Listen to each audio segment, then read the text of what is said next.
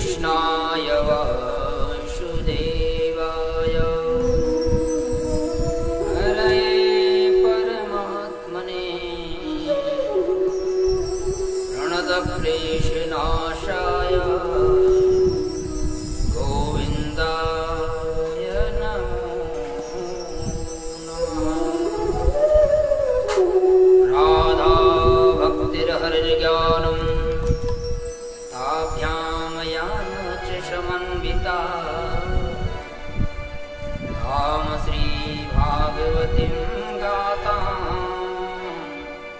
वन्दे युगलरूपिणीं। गङ्गातरङ्गरमणीयजटाकलापं गौरी निरन्तरविभूषितवामभागम् नारायणप्रियमनङ्गमदापहारम्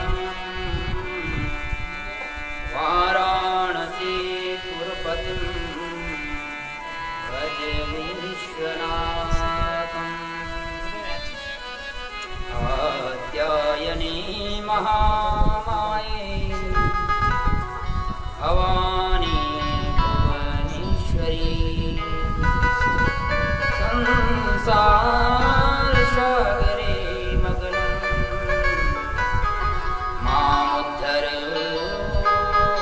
कृपामये। शरणागतदीनार्थ परित्राणपरायणे सर्वस्यार्ति हरे देवी नारायणी नमोस्तुते। योगीन्द्राय नमस्तस्मै शुकाय ब्रह्मरूपिणे संसारसर्पदष्टं नो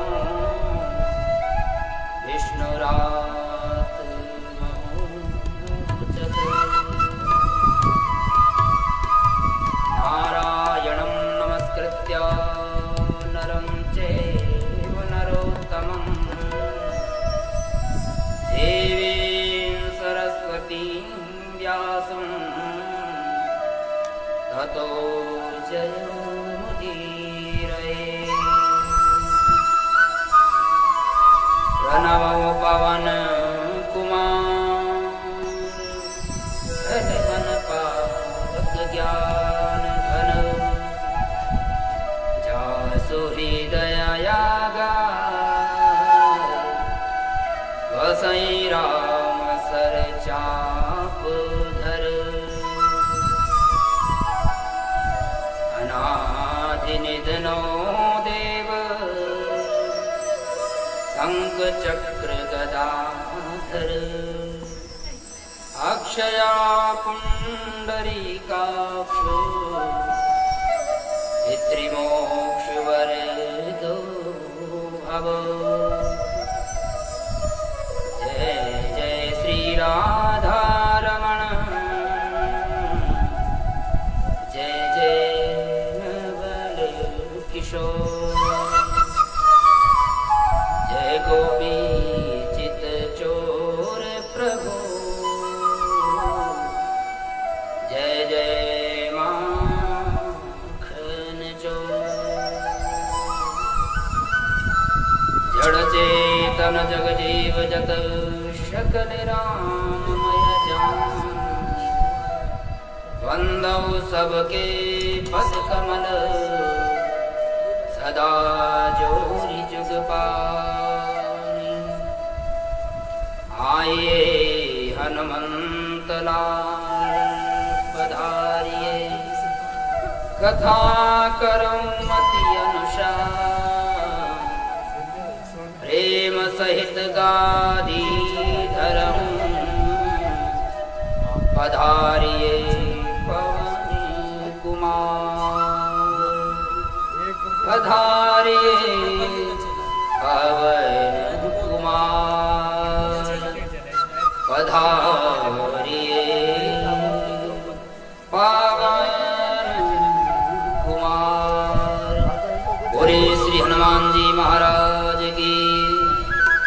शंकर भगवान की, जगदम्बा मैया की, श्रीमद्भागवत महापुराण की, श्री राधा कृष्ण भगवान की, श्री सीताराम भगवान की, श्री सद्गुरुदेव भगवान की, सभी इष्ट देवी देवताओं की जय जय श्री राधे श्याम।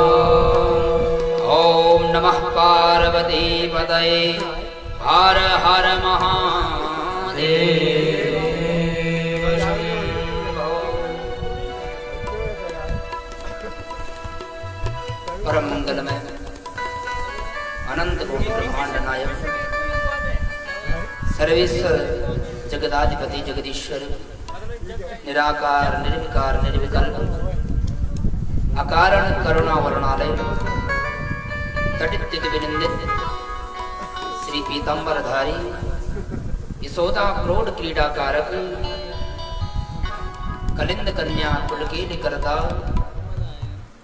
कर्तुम अकर्तुम अन्यथा कर्तुम सर्वसमर्थ भगवान श्री कृष्णचंद्र की वांगमय स्वरूपा मां श्रीमद् भागवत महापुराण के तृतीय दिवस में प्रवेश करने से पूर्व विघ्न हरता मंगल करता विघ्न के हरण करने वाले भगवान गणपति के चरणों में वंदन करते हुए, वाणी की अधिष्ठात्री भगवती मां सरस्वती के चरणों में वंदन करते हुए एवं समस्त जगत को आनंद प्रदान करने वाले मेरे प्रभु राधा रमण के चरणों में मेरा कोटि कोटि नमन।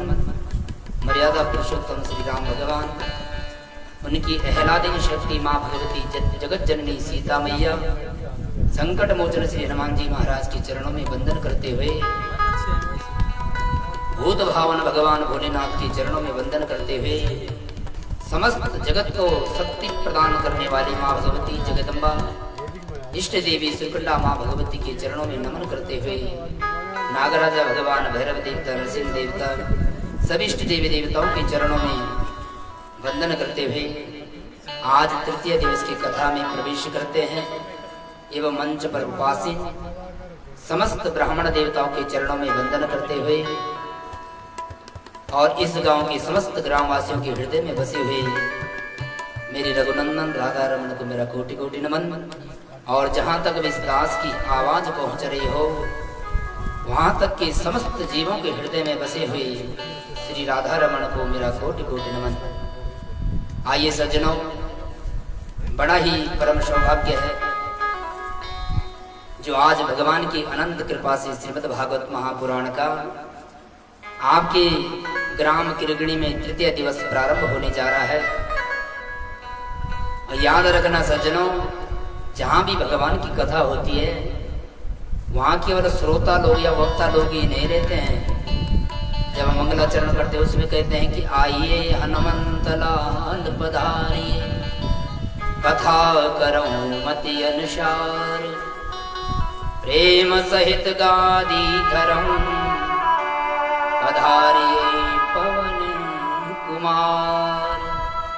याद रखना, हम लोग सोचते हैं कि हम कथा करते हैं और हम कथा सुनते हैं, पर सबसे कथा के जो प्रिय श्रोता हैं वो श्री हनुमान जी महाराज हैं। क्योंकि जब भगवान राम इस धाम को छोड़कर अपने शाकित धाम जा रहे थे तो हनुमान जी ने कहा कि प्रभु, जब सभी अयोध्या वासियों को आप साथ में ले जा रहे हैं तो मुझे भी ले जाइए। भगवान राम ने कहा कि नहीं हनुमान, यदि तुम भी मेरे साथ में चले जाओगे फिर धर्म की स्थापना कौन करेगा, इस संसार में कौन रहेगा। तो भगवान राम ने कहा कि हनुमान तुम यहीं रहो। हनुमान जी ने कहा कि मैं आपके बिना कैसे रह सकता हूँ। भगवान राम ने कहा कि तुम मेरा सदैव कीर्तन करते रहना, जहाँ जहाँ मेरी कथा होगी वहां तुम उपस्थित रहना। बोल श्री हनुमान जी महाराज की। इस प्रकार से हनुमान जी नहीं, लिखा है शास्त्रों में, तत्रैव गंगा यमुना त्रिवेणी गोदावरी सिंधु सरस्वती च सर्वाणि तीर्थानि वसन्ति तत्र यत्राच्युतोदार कथा प्रसंगा। पुराणों में लिखा है कि केवल श्रोता लोग या वक्ता लोग यहाँ विराजमान नहीं रहते हैं, जबकि ब्राह्मणों के द्वारा अनेक देवी देवताओं का आह्वान किया जाता है। तो लिखा है कि तत्रैव गंगा यमुना त्रिवेणी, त्रिवेणी माने माँ भगवती, गंगा, यमुना और सरस्वती तीनों नदी यहाँ विराजमान हो जाती हैं।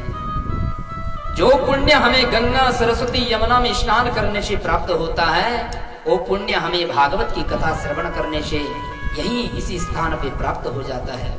इसलिए लिखा है कि गंगा त्रिवेणी गोदावरी सिंधु सरस्वती च, सभी प्रकार की नदी देवी देवता यहाँ विराजमान हो जाते हैं। कैसे? यत्राच्युतोदार कथा प्रसंगा, जहाँ भगवान की मंगलमय कथा होती है वहाँ समस्त देवी देवता आकर विराजमान हो जाते हैं। और श्रीमद् भागवत महापुराण की जय। ये भागवत की कथा बड़े दुर्लभ से प्राप्त होती है। कल भी बताया था, परसों में बताया था, आज तृतीय दिवस हो गया है। श्रीमद् भागवत में लिखा है कि ये भागवत की कथा उन्हीं लोगों को प्राप्त होती है जिनके ऊपर भगवान की अनंत कृपा होती है। दुर्लभैव कथा लोके श्रीमद् भागवतोद्भवा, कोटि जन्म समुत्थेन तदा भागवतम लभे। अनेक करोड़ों जन्मों का जब भाग्योदय पुण्योदय जो होता है सज्जनों, तब जाकर ही ऐसी दिव्य पवित्र श्रीमद् भागवत की कथा श्रवण करने के लिए मिलती है। और याद रखना, कभी ना कोई सुनाने वाला होता है ना सुनने वाला होता है। जब तक उस परमात्मा की कृपा नहीं होती है तब तक ना वक्ता बोल सकता है ना श्रोता सुन सकता है। क्योंकि लिखा किसी संत ने, धन तंबूरा तार मन अद्भुत है यह साज, हर के कर से बज रही हर की है आवाज। न तो कोई बोलने वाला होता है ना तो सुनने वाला होता है। क्या लिखा संत ने? धन तंबूरा तार मनो। जिस प्रकार से तंबूरा मतलब जैसे वीणा होती है, उसी प्रकार से जैसे बांसुरी होती है, तन तंबूरा तार मन, वीणा या बांसुरी। धन तंबूरा तार मन अद्भुत है यह साज। ये जो मानव का शरीर है ये अद्भुत बनाया है परमात्मा ने। और हर के कर से बज रही हर की है आवाज। याद रखना, जो बांस की बांसुरी बनी हुई है जब तक उसमें भोग नहीं मारेंगे तब तक बजने वाली नहीं है।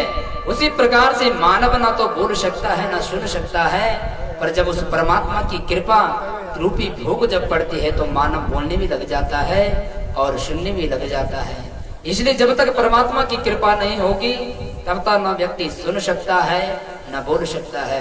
बोल श्रीमद् भागवत महापुराण की। आइए श्रीमद् भागवत के तृतीय दिवस में प्रवेश करने से पूर्व सभी लोग भाव से नाम संकीर्तन करेंगे, क्योंकि भगवान नाम से प्रसन्न होते हैं। इसलिए सभी लोग भाव से मीठी मीठी तालियों की सेवा करते हुए श्याम प्यारे से जिसका संबंध है, मुरली वाले से जिसका संबंध है, उसे हर घड़ी आनंद ही आनंद है।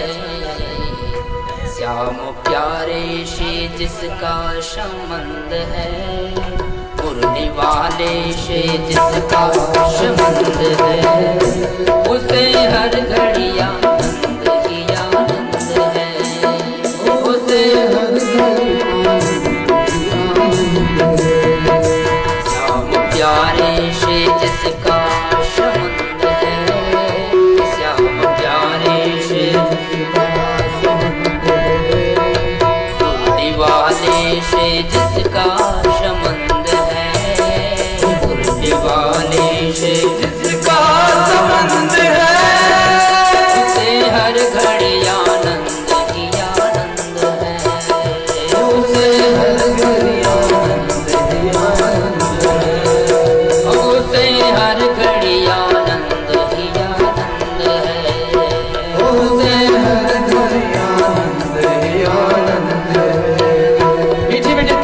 सेवा करते हुए भाव से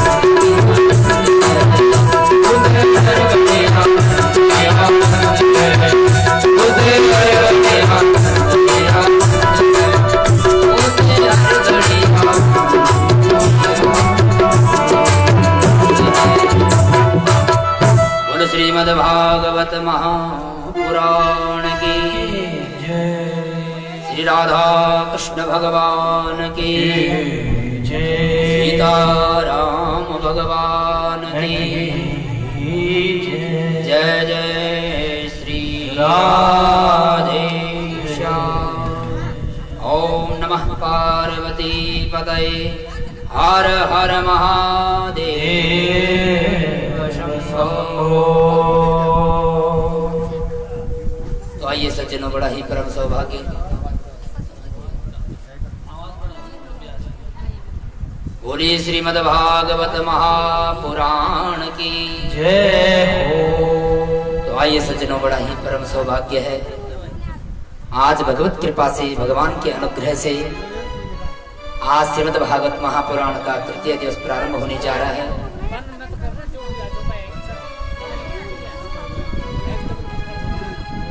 आज श्रीमद् भागवत महापुराण का तृतीय दिवस प्रारंभ होने जा रहा है। जब भगवान की अनंत कृपा होती है,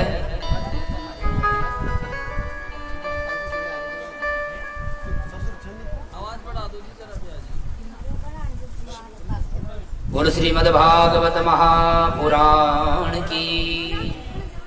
तो बड़ा ही परम सौभाग्य हम सब लोगों का, जो श्रीमद् भागवत महापुराण की तृतीय दिवस में प्रारंभ करना जा रहे हैं।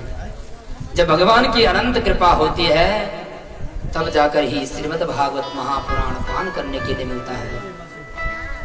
अनंत जन्मों का जब पुण्योदय, भाग्योदय जब एकत्रित होता है सज्जनों, तब जाकर ही श्रीमद् भागवत महापुराण की कथा सुनने के लिए प्राप्त होती है।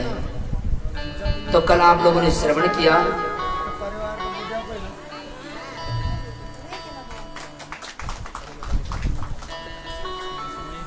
कल आप लोगों ने श्रवण किया श्रीमद् भागवत महापुराण का महात्म्य, जो पद्म पुराण के द्वारा 6 अध्यायों में गाया गया। कितने अध्यायों में? 6 अध्यायों में। 6 अध्यायों में बड़ा सुंदर वर्णन किया। और महात्म्य मान्य होता महिमा, भगवान की महिमा और श्रीमद् भागवत महापुराण की महिमा का गान किया वेदव्यास ने। अब वेदव्यास जी श्रीमद् भागवत महापुराण के प्रथम स्कंद के प्रथम अध्याय में प्रवेश करने जा रहे हैं। तो सबसे पहले श्रीमद् भागवत महापुराण में प्रवेश करने से पूर्व श्री वेदव्यास जी क्या करते हैं? सबसे पहले वेदव्यास जी महाराज मंगलाचरण करते हैं। याद रखना, जीवन में जब भी हम कोई कार्य करते हैं तो सबसे पहले मंगलाचरण करते हैं। उसी प्रकार वेदव्यास जी ने श्रीमद् भागवत महापुराण को जैसे ही प्रारंभ किया, तो सबसे पहले अपनी कलम से श्रीमद् भागवत महापुराण के मंगलाचरण को लिखा।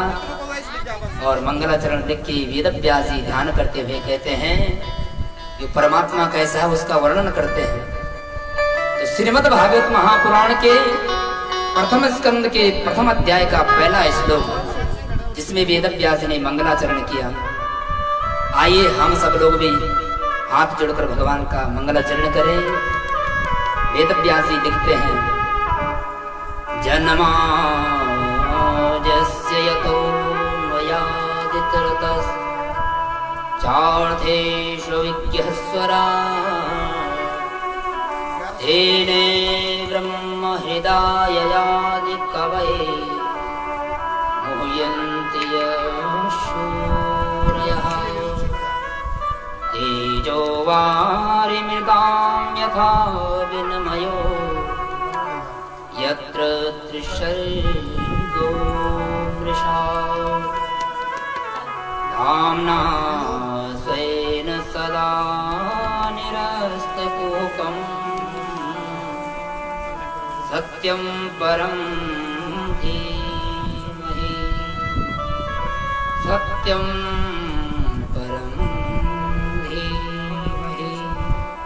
वेदव्यास ने सबसे पहले भागवत को प्रारंभ करने से पूर्व श्रीमद् भागवत महापुराण में प्रवेश करने से पूर्व मंगलाचरण करते हैं। और मंगलाचरण करते हुए क्या लिखते हैं? जन्माद्यस्य यतोऽन्वयादितरतः। वेदव्यास जी कहते हैं, जन्माद्यस्य यतः अस्य विश्वस्य यतोऽस्मात् जन्मस्था भंगा भवन्ति। वेदव्यास जी लिखते हैं, जिन प्रभु के द्वारा संसार का सृजन होता है, पालन होता है, और अंत में जो परमात्मा इस संसार का संहार करता है, प्रलय करता है, वो परमात्मा जो जन्म से परे है, जन्माद्यस्य यतोऽन्वयादितरतस्, जो परमात्मा जन्म से परे है और फिर भी अपने भक्तों को आनंद प्रदान करने के लिए इस धराधाम में माँ के गर्भ से उत्पन्न होता है। कभी कौशल्या का लाला बनकर आ जाता है, कभी माँ यशोदा का पुत्र बनकर आ जाता है, कभी देवकी के गर्भ में आ जाता है। तो परमात्मा अजन्मा होते हुए भी अपने भक्तों को आनंद प्रदान करने के लिए इस धराधाम में आ जाता है जो जन्म से परे है। तो परमात्मा अवतार क्यों लेते हैं, क्यों आते हैं इस धराधाम में? तो लिखा है असुर मारि था पई सुरन, निज निज श्रुति से जग विस्तारहि विसद जगत, राम जन्म करहि। रामचरितमानस में लिखा है कि भगवान क्यों अवतार लेते हैं। असुर मारि थापहि सुरन, असुरों का संहार करने के लिए जब इस धरती में अनेक प्रकार का पाप बढ़ने लग जाता है, जब भगवती पृथ्वी मैया दुखी हो जाती है, तब पृथ्वी गौ ब्राह्मण पर जब अत्याचार होने लग जाता है, तब वो परमात्मा इस धराधाम में आता है और जग विस्तारहि विसद जस, राम जन्म करहि। और जग में जितने भी असुर होते हैं, राक्षस होते हैं, सबका संहार करके परमात्मा उस पुनः धर्म की स्थापना करता है। रामचरितमानस में गोस्वामी तुलसीदास जी लिखते हैं, जब जब होई धर्म के हानि, जब जब होई धर्म के हानि, बाढ़हि असुर अधम अभिमानी।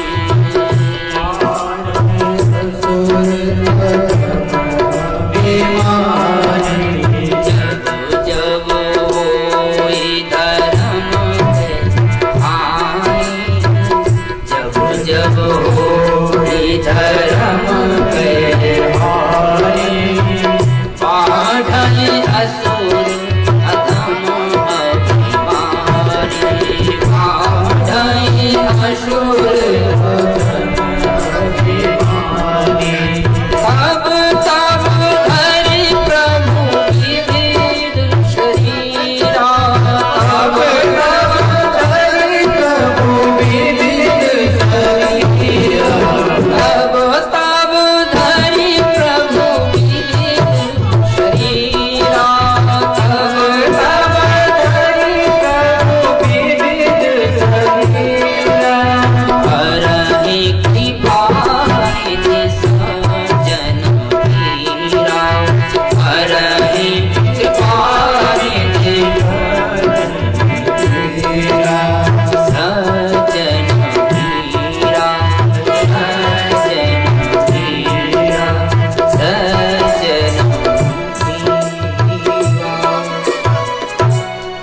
तुलसीदास जी लिखते हो परमात्मा से धराधाम में क्यों आता है।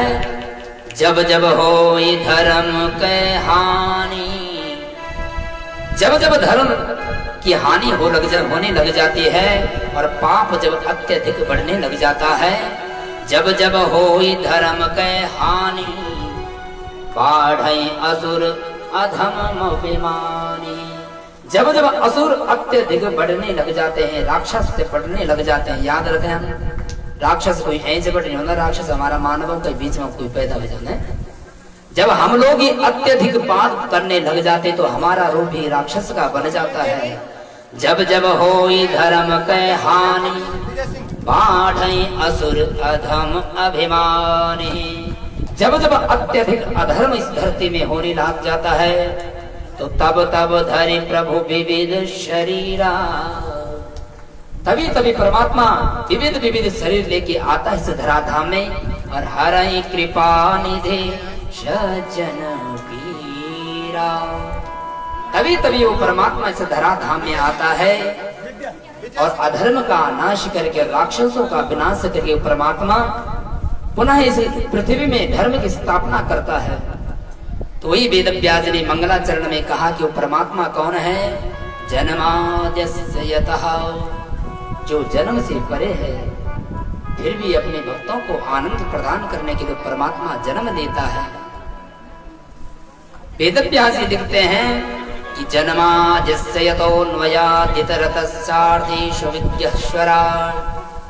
वो परमात्मा जन्म से परे है, लेकिन अपने भक्तों को आनंद प्रदान करने के लिए जब भी भक्त के ऊपर विपत्ति आती है तब ही वो परमात्मा इस धराधाम में आ जाता है। वेदव्यास ने जब श्रीमद् भागवत महापुराण को प्रारंभ किया तो सबसे पहले जकार शब्द से प्रारंभ किया। जन्माद्यस्य यतः, ये ब्रह्म सूत्र का दूसरा सूत्र है। प्रथम सूत्र है अथातो ब्रह्म जिज्ञासा और दूसरा सूत्र है जन्माद्यस्य यतः। वेदव्यास ने ब्रह्म सूत्र के दूसरे सूत्र से जन्माद्यस्य यतः से श्रीमद् भागवत महापुराण को प्रारंभ किया। बोल श्रीमद् भागवत महापुराण की। इन मंगलाचरण की अनेकों विद्वानों ने अनेक व्याख्या की। 108 व्याख्याएं इस मंगलाचरण की विद्वानों ने। बंसीधर जी महाराज, श्रीधर जी महाराज, तो श्रीधर जी महाराज ने बड़ी सुंदर व्याख्या की जो कृष्ण परक है। क्यों कृष्ण भगवान का ध्यान क्यों किया? इसमें लिखा है सत्यम परम धीमहि। वेदव्यास ने जब ध्यान किया तो किसी भगवान का ध्यान नहीं किया, जबकि क्या करते हैं सत्यम परम धीमहि, उस सत्य रूपी परमात्मा का हम ध्यान करते हैं। पर वेदव्यास ने ये नहीं बताया कि सत्य कौन है। ये श्रीमद् भागवत महापुराण निष्पक्ष ग्रंथ है। वेदव्यास जी बताना चाहते हैं ना तो हम कृष्ण का ध्यान कर रहे हैं, ना तो हम राम का ध्यान कर रहे हैं, ना शक्ति का ध्यान कर रहे हैं, हम सबका मिलजुल कर ध्यान कर रहे हैं। क्यों? क्योंकि भगवान शंकर भी सत्य हैं, श्री राम प्रभु भी सत्य हैं, कृष्ण भी सत्य हैं और शंकर भगवान भी सत्य हैं। इसलिए वेदव्यास ने लिखा सत्यम परम धीमहि। वेदव्यास जी जानते हैं यदि यहाँ लिखेंगे कृष्णम परम धीमहि तो भगवान कृष्ण के जितने भक्त हैं वो कहेंगे ये ग्रंथ तो हमारा है। यदि शंकरम परम धीमहि लिखेंगे तो शंकर भगवान के जितने भक्त हैं वो कहेंगे कि कथा हमारी है, ये भागवत हमारा है। और शाक्तम परम धीमहि लिखेंगे तो जितने माँ भगवती शक्ति के जितने उपासक हैं वो कहेंगे श्रीमद् भागवत महापुराण हमारा है। वेदव्यास इसलिए लिखते हैं सत्यम परम धीमहि। इसलिए वेदव्यास जी लिखते हैं कि हम उस सत्य परम सत्य का ध्यान करते हैं। वो परम सत्य क्या है? श्रीधर स्वामी ने बड़ी सुंदर व्याख्या की है कि सत्य कोई और नहीं है, सत्यम सच्चिदानंद स्वरूपम श्री कृष्णम परम परमेश्वरम धीमहि। श्रीधर स्वामी पाद कहते हैं कि वो सत्य कोई और नहीं है बल्कि कृष्ण का नहीं है, ही सत्य है। कैसे?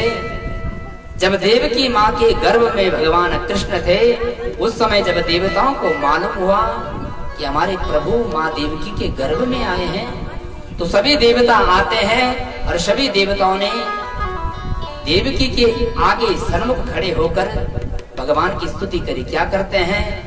सत्यव्रतम सत्य परम त्रिसत्यम सत्यस्य योनिम निहितम च सत्ये सत्यस्य सत्यामृत सत्यनेत्रम सत्यात्मकं त्वां शरणं प्रपन्नाः।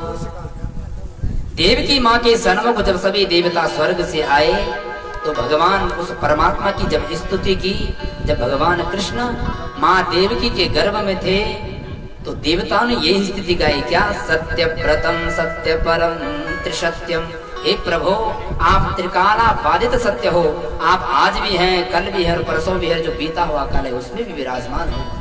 तो भगवान को सत्य नाम से पुकारा, सत्य व्रतम सत्य परम त्रिसत्यम। और यहाँ पे देवताओं ने जब स्तुति गाई तो सत्य कितनी बार बोला? 9 बार सत्य का उच्चारण किया। 9 माने याद रखना, सबसे पूर्ण अंक माने जानो 9 का बाद कोई संख्या नहीं होनी, फिर 1 और 1 का बाद फिर 0 हो जाने।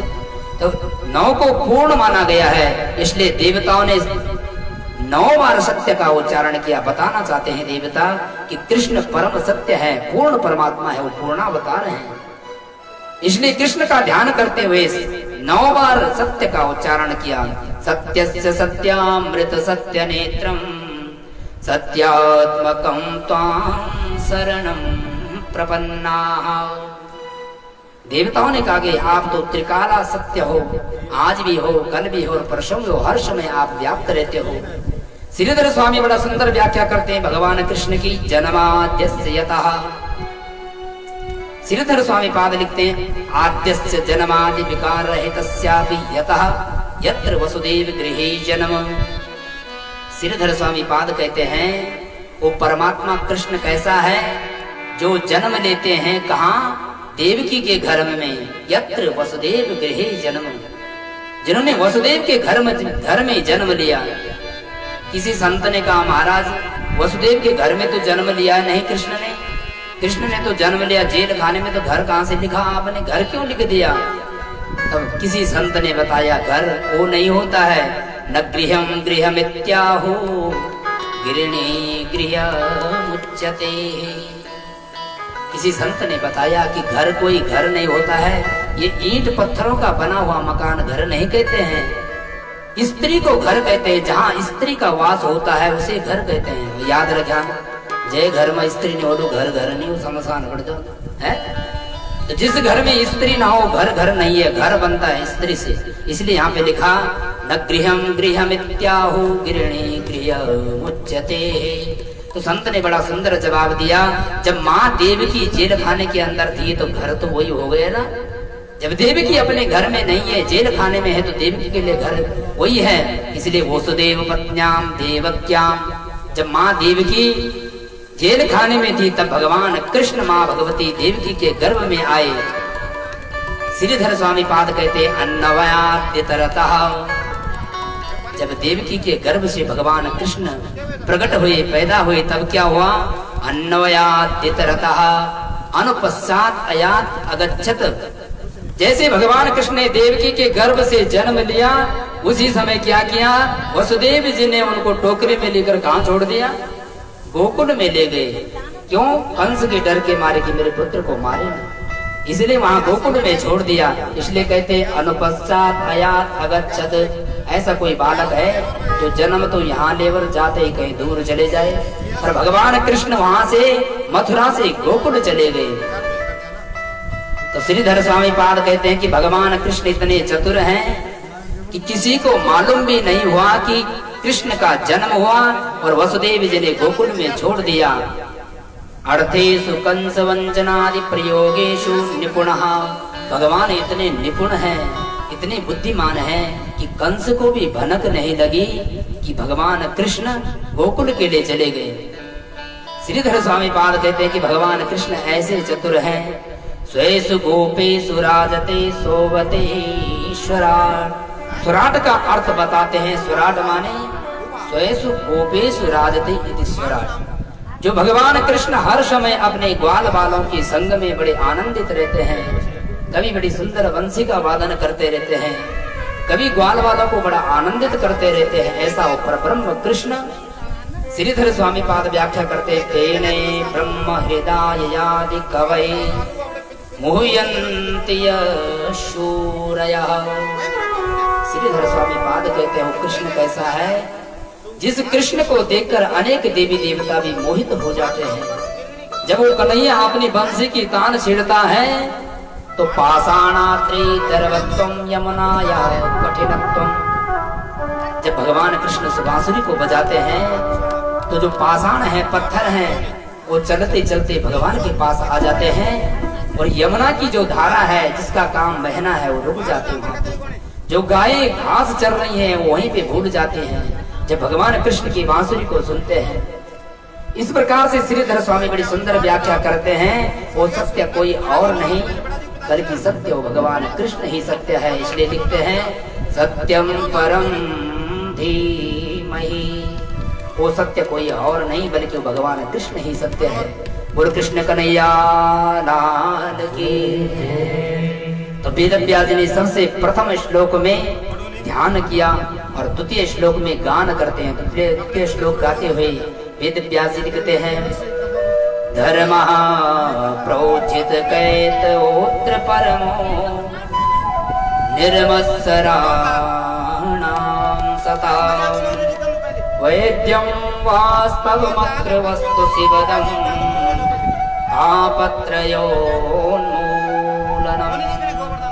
श्रीमद्भागवते महामुनिकृते किं वा परैरीश्वरः सत्यो हृद्यवरुध्यते त्रिकृतवे शुश्रूषुभिर्दक्षिणा।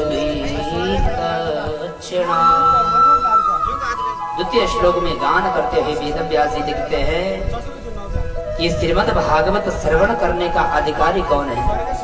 पहले श्लोक में ध्यान किया कि भगवान का ध्यान कैसे किया जाता है, और दूसरे श्लोक में वेदव्यास जी बताते हैं कि श्रीमद् भागवत पान करने का श्रवण करने का अधिकारी कौन है, कौन ये भागवत सुने और कौन ना सुने। तो वेदव्यास जी लिखते हैं धर्मा प्रोचित कैत होत्र परमो। यहाँ पे श्रीमद् भागवत के द्वितीय श्लोक में अत्र शब्द का प्रयोग करते वेदव्यास जी। अत्र शब्द माने अत्र निरूप्यते नान्यत्र।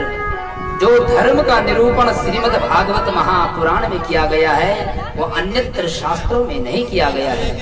इसलिए वेदव्यास जी लिखते हैं धर्मा प्रोचित कैत होत्र परमो। जो परम धर्म का निरूपण भागवत में किया गया है अन्य शास्त्रों में धर्म का निरूपण नहीं किया गया है। अब वेदव्यास जी कहते हैं ये भागवत सुनने का अधिकारी कौन है, कौन भागवत सुने। तो वेदव्यास जी लिखते हैं निर्मत्सराणां सता। वेदव्यास जी कहते कि भागवत को व्यक्ति सुनो, कहेगा बस किसी भागवत सुननी। तो वेदव्यास जी लिखते हैं निर्मत्सराणां सता। निर्मत्सराणां मतलब मत्सरा, जिनके अंदर से मत्सर निकल गया। मत्सर माने ईर्ष्या भाव, और सबसे ज्यादा कलयुग में लोगों के अंदर ईर्ष्या भाव बहुत ज्यादा होती है।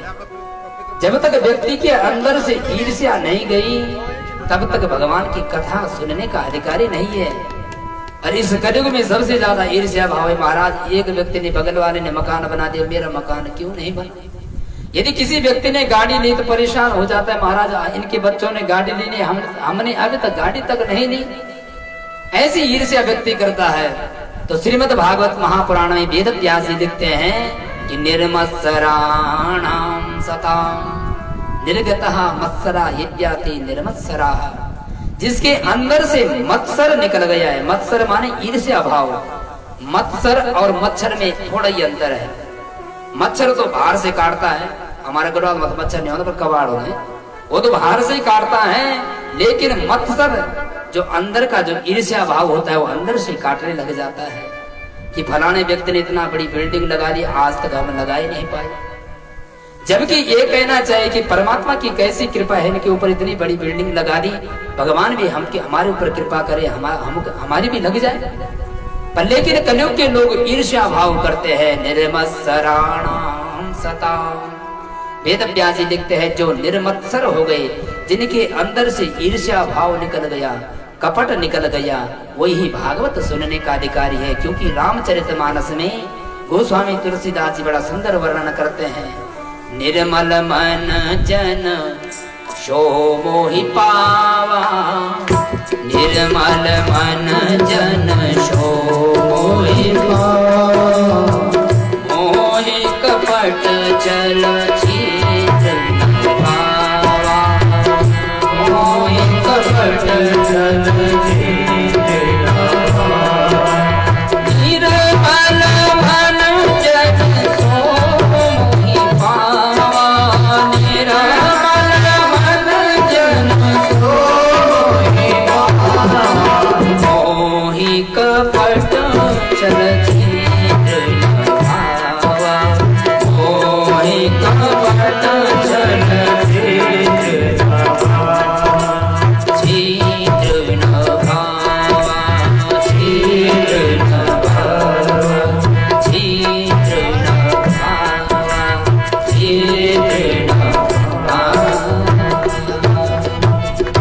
गोस्वामी तुलसीदास जी ने भी बड़ा सुंदर वर्णन किया। गोस्वामी तुलसीदास जी कहते हैं भगवान किसको मिलते हैं और भागवत सुनने का अधिकारी कौन है। निर्मल मन जन सो मोहि पावा, जिसका हृदय निर्मल हो गया है, जिसकी आत्मा निर्मल हो गई है, जिसका हृदय बिल्कुल स्वच्छ है, निर्मल मन जन सो मोहि पावा। जो व्यक्ति निर्मल हृदय का है, परमात्मा को वही व्यक्ति प्राप्त कर सकता है। अरे मोहि कपट छल छिद्र न भावा। भगवान कहते हैं मुझे कपट छल छिद्र ये कोई भी सुहाता नहीं है। जिस व्यक्ति का हृदय निर्मल है वही मुझे प्राप्त कर सकता है, अन्यथा संसार के लोग मुझे प्राप्त नहीं कर सकते हैं। जब तक हम अपने मन को निर्मल नहीं बनाएंगे तब तक हम परमात्मा को प्राप्त नहीं कर सकते हैं। पर कहना बहुत सरल है, करना बड़ा कठिन है महाराज। कंचन तजना सहज है, सहज त्रिया काने, मान बढ़ाई ईर्ष्या दुर्लभ तजनाए। याद रखिया जीवन में सब कुछ त्याग सकता महाराज। बोलना बहुत आसान हो, लेकिन शास्त्रों में लिखियो कंचन तजना सहज है।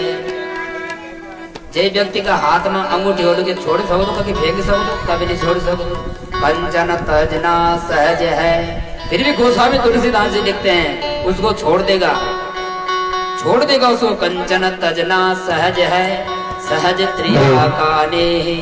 कोई भी संसार में ऐसा नहीं होगा जो अपनी पत्नी से प्रेम करना छोड़ दे, कोई नहीं होगा। लेकिन इसको भी कर सकता है। और मान बढ़ाई ईर्ष्या दुर्लभ तजनाए।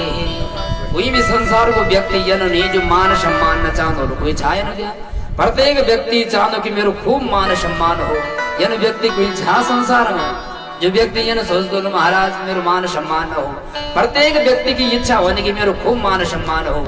मान बढ़ाई ईर्ष्या, कोई बात नहीं, मान सम्मान भी यदि कोई सोचे कि खूब मिले अच्छी बात है, पर लेकिन ईर्ष्या भी को त्याग नहीं सकता व्यक्ति, क्योंकि ईर्ष्या व्यक्ति करता ही है। यदि किसी व्यक्ति ने कोई बड़ी गाड़ी ले ली तो परेशान हो जाता महाराज, इसने तो गाड़ी ले ली, मेरी इतनी उम्र हो गई 50 की है तो ये गाड़ी लेनी नहीं, इन तो गाड़ी ले जो ऊपर से तक नाक फोन नहीं जान तो, और आज हम कुछ नहीं कर सके इन गाड़ी तक लिया महाराज। इस प्रकार की ईर्ष्या भाव लोगों की होती है। और मान बढ़ाई ईर्ष्या दुर्लभ तजनाए। सब कुछ छोड़ सकते हैं लेकिन ईर्ष्या भाव इस कलयुग में बड़ा मुश्किल है छोड़ना। और जिस व्यक्ति ने ईर्ष्या छल कपट द्वेष जिसने छोड़ दिया वो परमात्मा का दीवाना हो जाता है। इसलिए वेद व्यास जी लिखते हैं निर्मत्सराणां सता। जिस व्यक्ति के अंदर से मत्सर चले गया, ईर्ष्या भाव चले गया, वो व्यक्ति परमात्मा को प्राप्त कर सकता है, वो भागवत सुनने का अधिकारी है। अर्वैत्यम वास्तवमत्र वस्तु शिवदम तापत्रयोन्मूलनम। वेद व्यास लिखते हैं वेद्यम वास्तवमत्र वस्तु शिवदम वास्तवस्य जीवा वास्तवी माया। इस भागवत सुनने से क्या होता है, जीव जगत और माया का बोध हो जाता है। और जिस व्यक्ति को जीव जगत और माया का बोध हो गया उस व्यक्ति का क्या हो जाता है, शिवदम, उस व्यक्ति का कल्याण हो जाता है। याद रखना वेद व्यास जी लिखते हैं अन्य पूजन करने से यज्ञ करने से परमात्मा मिलेंगे, पर पता नहीं कौन से जन्म में मिलेंगे, पर लेकिन भागवत श्रवण करने से क्या होता है, सत्यो हृद्यवरुध्यते त्रिकृतिभिः शुश्रूषुभिस्तच्छिणात्। वेद व्यास जी गारंटी देते हैं अन्य शास्त्रों से अन्य यज्ञ से भगवान तो मिलेंगे, पर पता नहीं कौन से जन्म में मिलेंगे। पर लेकिन एक भागवत श्रीमद् भागवत महापुराण एक ऐसा ग्रंथ है कि सत्यो हृद्यवरुध्यते त्रिकृतिभिः शुश्रूषुभिस्तच्छिणात्। जिसके हृदय में एक बार इतना आ गया कि मुझे भी भगवान की कथा सुननी चाहिए, श्रोतुम इच्छत भी शुश्रू भी, एक बार मन में इच्छा जा गई कि किरगिणी गांव में भागवत कथा हो रही है और घर से यदि तैयार होकर आ भी रहा है उस व्यक्ति का भी भागवत कल्याण कर देती है। और श्रीमद् भागवत महापुराण की, तो जो व्यक्ति एक बार तैयार भी हो जाता है कि मैं भागवत सुनने के लिए जाऊंगा, एक कदम भी आगे बढ़ता है तो परमात्मा उसके लिए 100 कदम आगे बढ़ जाते हैं। तो सत्यो हृद्यवरुध्यते त्रिकृतिभिः शुश्रूषुभि तत्क्षणात्। एक बार मन में ये कामना जाग गई कि मुझे भी श्रीमद् भागवत महापुराण सुनना चाहिए, तो भगवान उसके हृदय में विराजमान हो जाते हैं।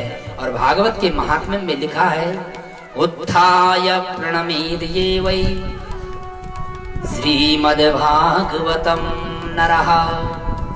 जो व्यक्ति एक बार भागवत के लिए, जब कलश यात्रा होने न पड़ जाए, सबसे पहले कलश यात्रा की गोनी मालूम कुछ, हम लोग तने निगानो बंटा उठेगा मालूम कुछ नहीं। कलश यात्रा का मतलब क्या होता है? सबसे पहले हम इस स्थान में जल को लाते हैं, जल से पवित्र कुछ नहीं होता है। इसलिए कलश में लिखा है, पूजन में कहते हैं ब्राह्मण देवता, कलशस्य मुखे विष्णु कंठे रुद्रः समाश्रितः मूले तस्य स्तो ब्रह्मा मध्ये मातृगणाः स्मृताः। ब्राह्मण देवता कहते हैं कलशस्य मुखे विष्णु, कलश के मुख में जो किसका वास होता है? विष्णु भगवान का वास होता है। और कंठे रुद्रः समाश्रितः, जो बीच का भाग है उसमें भगवान शंकर का वास होता है। अमूले त्वस्य स्तो ब्रह्मा, मूल भाग में जहां से हम उठाते हैं उसको, वहां ब्रह्मा जी का वास होता है। और मध्य मातृगणाः स्मृताः, अंदर जितना जल भरा रहता है उसमें 33 करोड़ देवताओं का वास होता है।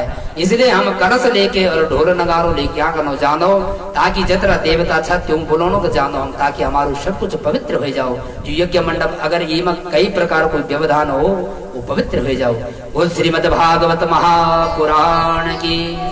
तो सबसे पहले भगवान को आह्वान करने के लिए जल का आह्वान किया जाता है, इसलिए सबसे पहले कलश यात्रा होती है। इसलिए श्रीमद् भागवत महापुराण में वेद व्यास ने सबसे प्रथम श्लोक में ध्यान किया, दूसरे श्लोक में गान किया कि भगवान की कथा सुनने का अधिकारी कौन है? अधिकारी वही व्यक्ति है जिस व्यक्ति के हृदय से क्या चले गया? कपट चले गया, छल चले गया, चित्र चले गया, दोष चले गया, वही व्यक्ति ही भगवान को प्राप्त कर सकता है। इस प्रकार से दो श्लोकों का गान तो किया, और तृतीय श्लोक में वेद व्यास जी क्या करते हैं? पान कराते हैं। और पान कराते हुए श्रीमद् भागवत महापुराण में वेद व्यास जी लिखते हैं, निगम कल्प तरोर गलितम फलम सुख मुखाद मृत द्रव संयुतम पिबत भागवतम रसमालयम मुहुरहो रसिका भुवि भावुका। वेद व्यास ने तृतीय श्लोक में पान कराते हैं। कैसे? श्रीमद् भागवत क्या है? निगम कल्प तरोर गलितम फलम नितराम गमयति बोधयति स निगमो वेदः। निगम कहते हैं वेद को, जो हमारा चार वेद ना, ऋग्वेद, यजुर्वेद, सामवेद, अथर्ववेद। हमारा जो चलू यजुर्वेद है, जो ब्राह्मण देवता जो मंत्र बोला उसको यजुर्वेद बोलते हैं। तो निगम कल्प तरोर गलितम फलम, ये श्रीमद् भागवत महापुराण क्या है? वेद रूपी वृक्ष का फल है। निगम कल्प तरोर गलितम फलम, ये श्रीमद् भागवत महापुराण वेद रूपी वृक्ष का पका हुआ फल है। और ये फल ऊपर से टपकता हुआ इस धरती में आया। तो किसी व्यक्ति ने पूछा, महाराज जब उतने ऊपर से ये पका हुआ फल नीचे गिरा तो टूट गया होगा, फूट गया होगा? कभी आप लोग आम हाथ में रखला वहां छोड़ ला तो फूट लो कि नहीं? फूट लो, फूट जाएगा। कोई भी फल यदि ऊपर छत से गिरा हो तो फूट जाएगा थोड़ी बहुत। उसी प्रकार से जब ये फल ऊपर से गिरा तो फिर टूटा क्यों नहीं है? तो श्रीधर स्वामी पाद बड़ी सुंदर व्याख्या करते हैं, शिष्य प्रशस्याद रूप पल्लव परंपरया सनय अखंडम अवतीर्णम नतूच निपातेन स्फुटितम। श्रीधर स्वामी पाद कहते हैं कि ये फल जो ऊपर से नीचे गिरा है ये फूटा हुआ फल नहीं है। क्यों?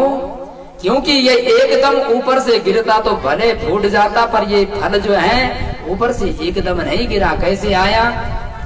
तो सबसे पहले नारायण प्रभु ने किसको दिया ये श्रीमद् भागवत? ब्रह्मा जी को चतुश्लोकी के रूप में दिया, और ब्रह्मा जी ने अपने पुत्र नारद जी को दिया, और नारद जी ने वेद व्यास जी को दिया, और वेद व्यास जी ने अपने पुत्र श्री सुखदेव भगवान को दिया, और सुखदेव जी ने मौका आने पर परीक्षित को ये फल परोसा, और उसके बाद सूत जी महाराज ने शौनकादि ऋषियों को ये फल परोसा और उन्हीं के माध्यम से इस कलयुग में अनेक वक्ता इस श्रीमद् भागवत महापुराण के फल रूपी पान को सबको करा रहे हैं। बोलो श्रीमद् भागवत महापुराण की। तो ये वेद रूपी वृक्ष का पका हुआ फल है। तो वेद व्यास जी लिखते हैं शुक मुखाद अमृत द्रव संयुतम। किसी व्यक्ति ने पूछा महाराज ऊपर से तो एक दूसरे के सहारे से ये फल आया है, पर लेकिन ये फल खट्टा निकल गया, तो यदि किसी व्यक्ति की तबीयत खराब हो गई फिर क्या करेंगे? तो किसी सज्जन महापुरुष ने कहा कि नहीं, ये फल खट्टा नहीं है। कैसे? शुक मुखाद अमृत द्रव संयुतम।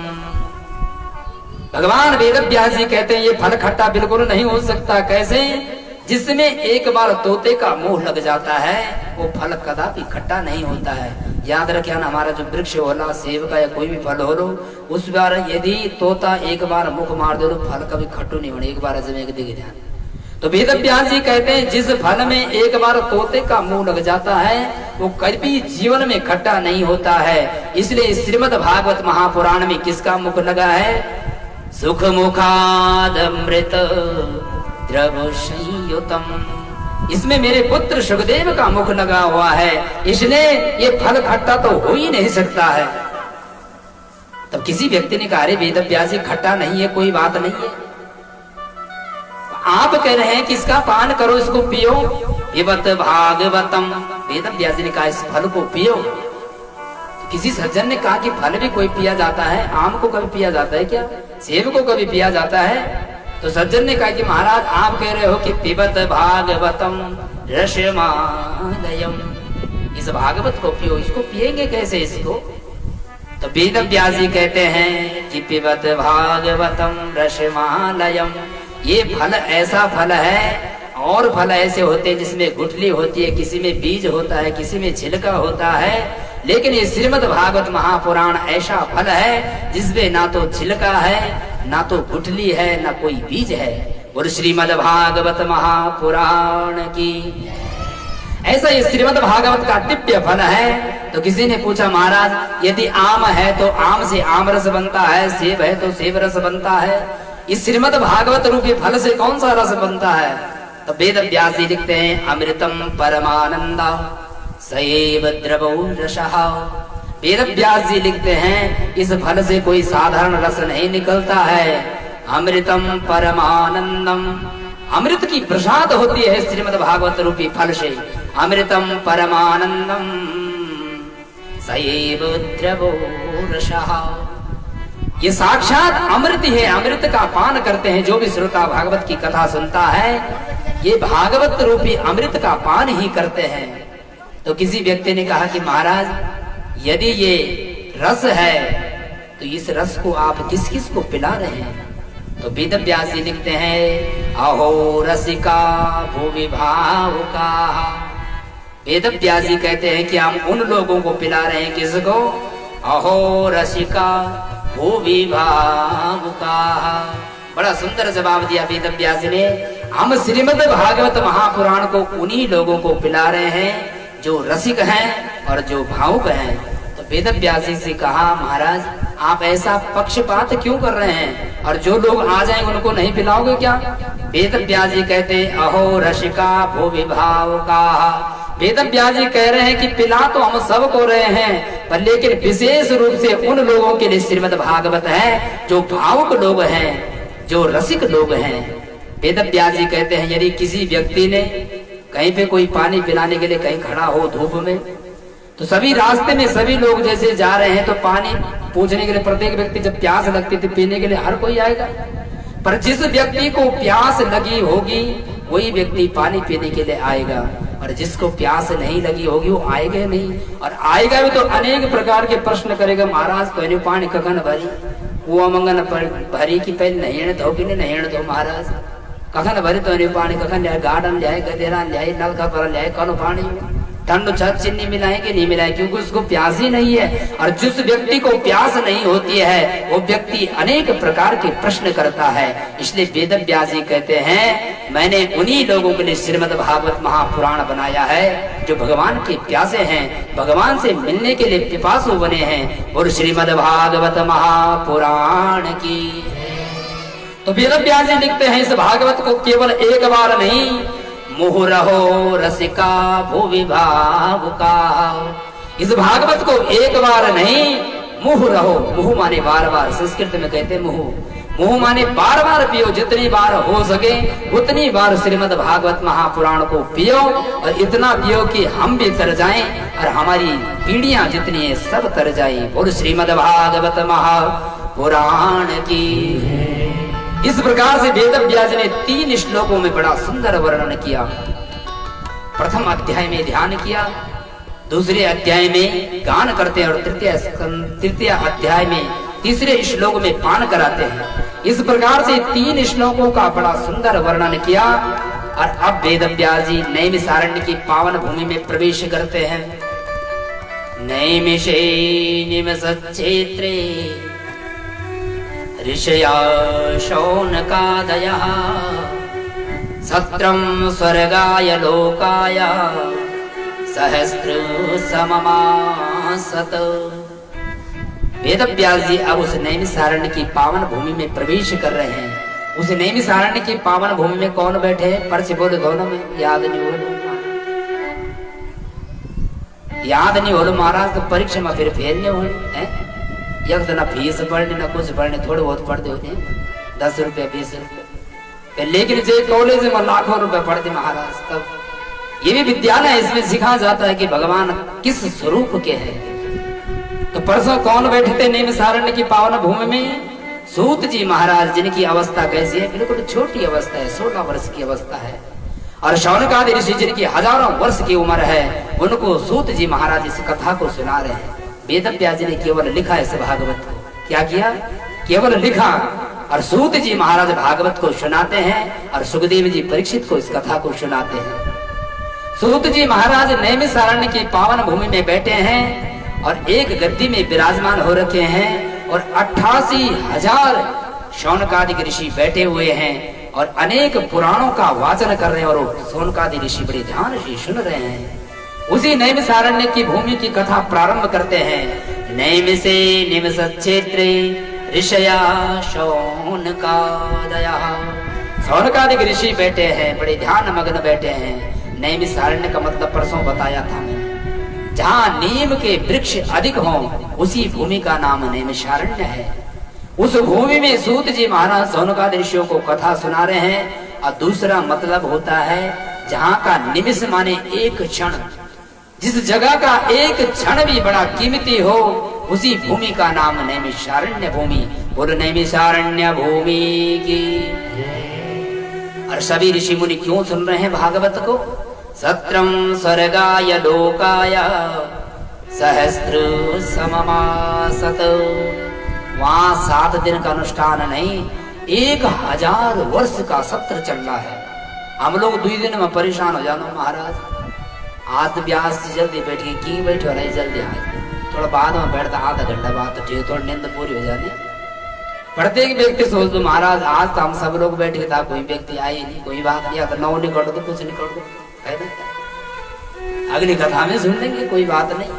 पर लेकिन जहाँ नाम गढ़ता है, जहाँ प्रिंसिपल साहब कहते हैं कि कल अगर स्कूल नहीं आएगा तो नाम गढ़ जाएगा, तो यहाँ तो कोई प्रतिबंध ही नहीं है। जब आओ तब सुनो। और श्रीमद् भागवत महापुराण की, श्रीमद् भागवत कहती है कि जब भी तुम आओ, यदि एक श्लोक का गान भी तुम सुनोगे तब भी तुम्हारा कल्याण होगा, कम से कम आओ तो सही।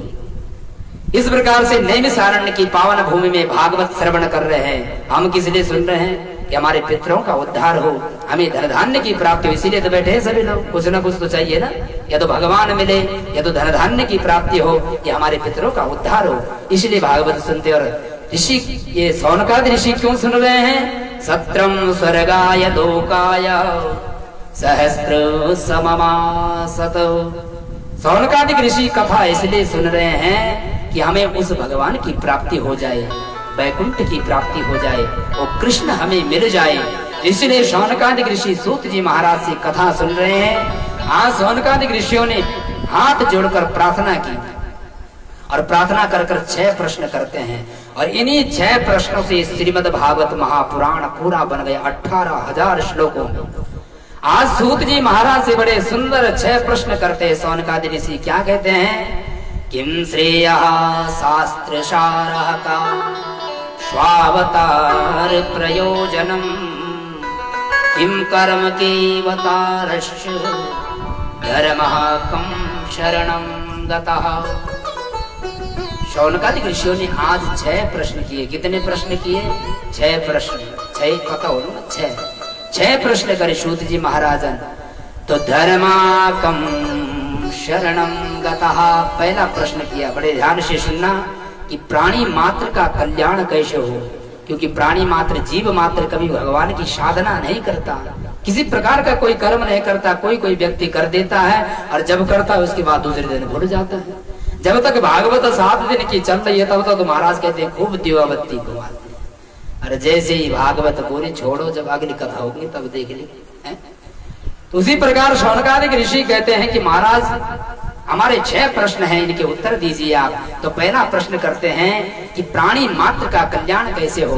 किम श्रेयः, प्राणी मात्र का कल्याण कैसे हो। और दूसरा प्रश्न करते हैं कि संसार में शास्त्र बहुत हैं, पुराण बहुत हैं, पर लेकिन समस्त शास्त्रों का सार क्या है, समस्त शास्त्रों का सार क्या। और तीसरा प्रश्न करते हैं स्वावतार प्रयोजनम। तीसरा प्रश्न करते हैं कि भगवान का अवतार क्यों होता है। यदि भगवान सर्व समर्थ हैं, भगवान के संकल्प मात्र से संसार चल सकता है, बन सकता है, इसका संहार हो सकता है, तो भगवान फिर जन्म क्यों लेते हैं, राक्षसों का संहार करने के लिए क्यों आते हैं। जिनके संकल्प मात्र से पृथ्वी बन सकती है, उसका पालन हो सकता है, संहार हो सकता है, फिर राक्षसों को संकल्प से क्यों नहीं मारते हो, जन्म क्यों लेते हैं। और चौथा प्रश्न करते हैं यदि भगवान इस धराधाम में आते हैं तो भगवान के कितने अवतार हुए और कौन कौन से अवतार हुए, किस किस जगह में भगवान के अवतार हुए। और पांचवा प्रश्न करते हैं, बड़ा सुंदर प्रश्न, कि जीवन का परम लक्ष्य क्या है। और आज तक व्यक्ति ने पता नहीं महाराज मेरा लक्ष्य क्या है, क्योंकि मानव को बार बार कहना पड़ता है मनुर्भव, मानव बनो। बोल दो व्यक्ति की नहीं बोला अरे मानव बन भाई, तेरी क्या हालत है वही। आज तक कहने गधा नहीं बोली, हे गधा तू गधा बन, कहने बोले क्या नहीं बोला। आज तक गधा कहने बोले तू गधा बन, कुत्ता तो कभी नहीं बोले तू कुत्ता बन, लेकिन मन की बोल बोलो तू मानव बन। क्यों? क्योंकि मानव जो अपना शरीर धारण कर रखा है वो अपने शरीर का निर्वाह नहीं कर रहा है। मानव शरीर का निर्वाह नहीं कर रहा, जैसे उसको चलना चाहिए वैसा चल नहीं रहा है। इसलिए वेद कहते हैं मनुर्भव, मानव बनो। इसलिए पांचवा प्रश्न करते हैं कि जीवन का परम लक्ष्य क्या है, हमारा जन्म क्यों हुआ है। और जिस व्यक्ति ने समझ लिया कि हमारा जन्म क्यों हुआ है, उसको भगवान प्राप्त हो जाते हैं। और अंतिम प्रश्न करते हैं कि धर्माकं शरणं गतः। छठवां प्रश्न किया शौनकादिक ऋषियों ने कि प्रभु ये बताइए, जब भगवान धराधाम में राक्षसों का अंत करने के लिए आते हैं, पर जब भगवान राक्षसों का अंत करके अपने वैकुंठ में चले जाते हैं, तो धर्माकं शरणं गतः, तो धर्म किसकी शरण में जाता है महाराज। भगवान जब इस धराधाम में धर्म की स्थापना करके पुनः अपने वैकुंठ में चले जाते, फिर धर्म की शरण में जाओ। धर्माकं शरणं गतः। सूत जी महाराज ने जैसे ये प्रश्न सुने तो सूत जी महाराज बड़े प्रसन्न हो गए। सूत जी महाराज कहते हैं, हे शौनकादिक ऋषियों, आपने जो ये 6 प्रश्न किए हैं, बड़े सुंदर प्रश्न किए हैं, इन प्रश्नों का उत्तर मैं तब बताऊंगा, पहले मैं अपने गुरुदेव भगवान का ध्यान करता हूँ। और यहाँ गुरुदेव भगवान का ध्यान करते हैं सूत जी महाराज। यम प्रवर्जंत मनुपेत मपेत कृत्यम द्वैपायनो विरह का तरया जुआओ उत्रेति तन्मयतया तरवोभिनेनु तम सर्वभूत हृदयं मुनिमानतोस्मि। यहाँ भी बड़ा सुंदर ध्यान करते हैं, 2 श्लोकों में बड़ा सुंदर ध्यान किया। सूत जी महाराज कहते हैं किसका ध्यान किया? यम प्रवरजन्तमनुपेतमपेत कृत्यम। अपने गुरुदेव भगवान सुखदेव जी का ध्यान करते हो। सुखदेव जी कैसे हैं?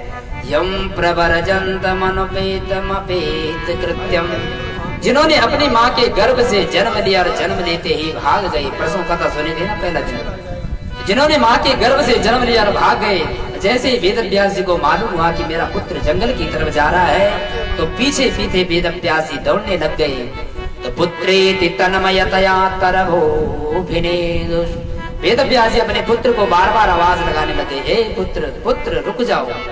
ऐसा कोई पिता नहीं होगा जो अपने पुत्र को अपने मुंह के सामने जाने दे। हर पिता रोकता है। वैसे वेदव्यास ने अपने पुत्र को रोकने का बड़ा प्रयास किया, पर लेकिन सुखदेव जी महाराज चलते रह गए। जब वेदव्यास जी महाराज बार बार रोने लग गए कि पुत्र घर आ जा, उसी समय सुखदेव जी ने वृक्ष से प्रत्युत्तर दिया कि मेरे पिता से कहो कि हमारा जन्म तो परोपकार के लिया हुआ है। कैसे? तरवर फल नहीं खात है, सरवर पिए न पान। ना तो तरवर कभी माने वृक्ष कभी फल नहीं खाता है, और सरवर पिए न पान। सरोवर माने नदी कभी जीवन में अपना जल नहीं पीती है, ये परोपकार के लिए जीती है। उसी प्रकार सुखदेव भगवान कहते, पिताश्री मेरा जन्म ही परोपकार के लिया हुआ है, इसलिए पिताश्री आप घर के लिए वापस जाइए और मुझे भजन के लिए जाने दीजिए। और वेदव्यास जी वहीं से वापस आए। अब सूत जी महाराज कहते, गुरुदेव का ध्यान करने के बाद नारायणं नमस्कृत्य नरं चैव नरोत्तमं देवीं सरस्वतीं व्यासं ततो जयमुदीरये। अब सूत जी महाराज ने अपने गुरुदेव भगवान का ध्यान करने के बाद किसका ध्यान करते हैं? नारायणं नमस्कृत्य, उस परम परमात्मा नारायण का ध्यान करते हैं। और नरं चैव नरोत्तमं, वो परमात्मा कैसा है जो नरों में भले उसका नाम नारायण है। नारायण नाम क्यों है उसका? नरा एव अयनम यस्य सह नारायणः, जिनका जल में वास है। नार माने होता है जल, जो जल में वास करते क्षीर सागर में, उन्हीं का नाम नारायण है। और दूसरा अर्थ बताते हैं, नर एव हृदयम अयनम यह सा नारायण, जिनका मानवों के हृदय में जिनका घर है, वास है, उन्हीं का नाम तो नारायण है। और नारायण भगवान की। उसी समय ध्यान किया सूत जी महाराज ने, नारायण प्रभु के चरणों में वंदन किया। और देवीं सरस्वतीं व्यासं, भगवती वाणी की अधिष्ठात्री देवी। जब तक माँ सरस्वती का वंदन नहीं करेंगे तब तक व्यक्ति बोल भी नहीं पाएगा। जो हम बोल पाते हैं माँ भगवती सरस्वती की कृपा है। यदि सरस्वती की कृपा बंद हो जाए तो कोई व्यक्ति बोल भी नहीं सकता। इसलिए सूत जी महाराज ने सरस्वती का वंदन किया। देवीं सरस्वतीं व्यासं, भगवान वेदव्यास का ध्यान किया। और ततो जयमुदीरये। अब सूत जी महाराज कथा प्रारंभ करते हुए कहते हैं, हे शौनकादि ऋषियों, आपने जो प्रश्न किया है बड़ा ही सुंदर किया है। मुनयः साधु पृष्ठोऽहं भवद्भिर्लोकमङ्गलम्। सूत जी महाराज कहते हैं, हे शौनकादि ऋषियों, आपने इतना सुंदर प्रश्न किया है, और अपने लिए प्रश्न नहीं, आपने जगत के कल्याण के लिए प्रश्न किया है। हम लोग यदि प्रश्न कर दो महाराज, कन कर दो, कुंडली दिखाओ तो महाराज हम स्वस्थ हो जाओ, हमारी बहुत बड़ी बड़ी दिक्कत से महाराज हम सही हो जाओ तब। लेकिन सूत जी महाराज शौनकादि ऋषियों तो कहते हैं, हे ऋषियों, तुमने जगत के कल्याण के लिए प्रश्न किया, अपने लिए प्रश्न नहीं किया, जगत के कल्याण के लिए प्रश्न किया है। मुनयः साधु पृष्ठोऽहं भवद्भिर्लोकमङ्गलम्, आपने लोक मंगल की कामना से बड़े सुंदर प्रश्न किए हैं। उसी समय सूत जी महाराज कहते कि मानव का परम धर्म क्या है? तो अब सूत जी महाराज कहते हैं, सभी पुंसा परो धर्मो यतो भक्ति रतोक्षजै अहेतुक्या प्रतिहता ये आत्मा संप्रसीदते। सूत जी महाराज कहते हैं, जो तुमने प्रश्न किया है कि मानव मात्र का क्या कर्तव्य है, जीवन का लक्ष्य क्या है। तो सूत जी महाराज कहते हैं शवै पुंसा परो धर्मो, प्राणी मात्र का परम धर्म क्या है। अहो भक्ति रदोक्ष जय है। यदि हमें भगवान की कृपा से मानव शरीर मिला है तो क्यों मिला है, मानव शरीर इसीलिए मिला है। अहो भक्ति रदोक्ष जय है। अधोक्ष जय माने इंद्रियों से जो परे हैं परमात्मा भगवान नारायण, उनकी भक्ति मानव के हृदय में यदि नहीं है तो मानव मानव नहीं है। क्योंकि मानव का शरीर बड़े सौभाग्य से मिला है। दुर्लभो मानसो देहो देहनाम क्षण भंगुरः। यदि एक क्षण भी मानव ने व्यतीत कर दिया तो मानव जीवन किसी काम का नहीं है। तो मानव और पशु में कोई अंतर नहीं है। मानव योनि प्राप्त होने के बाद भी यदि हमने भगवान की कथा नहीं सुनी तो मानव मानव नहीं है। इसीलिए सूत जी महाराज कहते हैं शवै पुंसा परो धर्मो, मानव का परम धर्म यही है कि अहो दोक्ष जय, इंद्रियों से जो परे परमात्मा नारायण है उनका हम ध्यान करें, उनका हम कीर्तन करें, भजन करें। और कैसा ध्यान करें, उनसे कैसा प्रेम करें। अहे तो क्या प्रतिहता यात्मा संप्रसीदते। भगवान से प्रेम तो करें पर कैसा प्रेम होना चाहिए, निस्वार्थ प्रेम होना चाहिए। अहे तो क्या प्रतिहता, किसी प्रकार का कोई स्वार्थ नहीं होना चाहिए। महाराज बोल मेरा पेपर है भगवान, बोल मेरा 80 नंबर रह जाओ तब दियोबत्ती को, ऐसा नहीं। भगवान से निष्कपट प्रेम होना चाहिए। ऐसा नहीं कि महाराज यदि तूने मेरे परिवार को सुखी रख दिया तो मैं सिर पर फोड़ लूं, ये भगवती यदि तुमने मेरे परिवार सुखी कर तो तभी मैं सिर पर फोड़ लूं, तो नहीं मैं फोड़ने महाराज। और यदि बोलने के बाद यदि भगवती ने ठीक नहीं करी तब सिर पर भी नहीं फोड़ना, अब नहीं फोड़ना, अगला साल फोड़ लो जब ठीक हो। तो ऐसी परमात्मा के प्रति भक्ति ना हो, कैसी होनी चाहिए भक्ति। है तो क्या प्रतिहता, कोई स्वार्थ नहीं होना चाहिए। ऐसा नहीं कि हमारे अंदर स्वार्थ भरा हो तब हम परमात्मा से प्रेम करें। मानव के जीवन में हृदय में परमात्मा का प्रेम तो निस्वार्थ होना चाहिए। है तो क्या प्रतिहता आत्मा संप्रसीदते। सूत जी महाराज कहते हैं जिस व्यक्ति के जीवन में यदि निस्वार्थ भक्ति हृदय में प्रवेश कर गई उस व्यक्ति का क्या होता है। वासुदेवे भगवती भक्ति योगा प्रयोज्यता जनयत्यासु वैराग्यम ज्ञानम च यदहैतुकम्। सूत जी महाराज कहते हैं जिसके हृदय में वासुदेव की भक्ति आ गई, भगवान कृष्ण की भक्ति आ गई, वो व्यक्ति उस कृष्ण को प्राप्त कर देता है, वो परमात्मा को प्राप्त कर देता है। सूत जी महाराज कहते हैं कि ये मानव जितने भी धर्मानुष्ठान करता है, ये धर्म करता है, पूजा करता है, यज्ञ करता है, क्यों करता है। हम लोग पूजा तो करो ना, लेकिन मतलब नहीं होनो की थे हम करोगे, इतना पता हो महाराज हम ठीक ठाक हो जाओ बस। पर लेकिन सूत जी महाराज कहते हैं कि हम इतने अनुष्ठान धर्मानुष्ठान क्यों कर रहे हैं।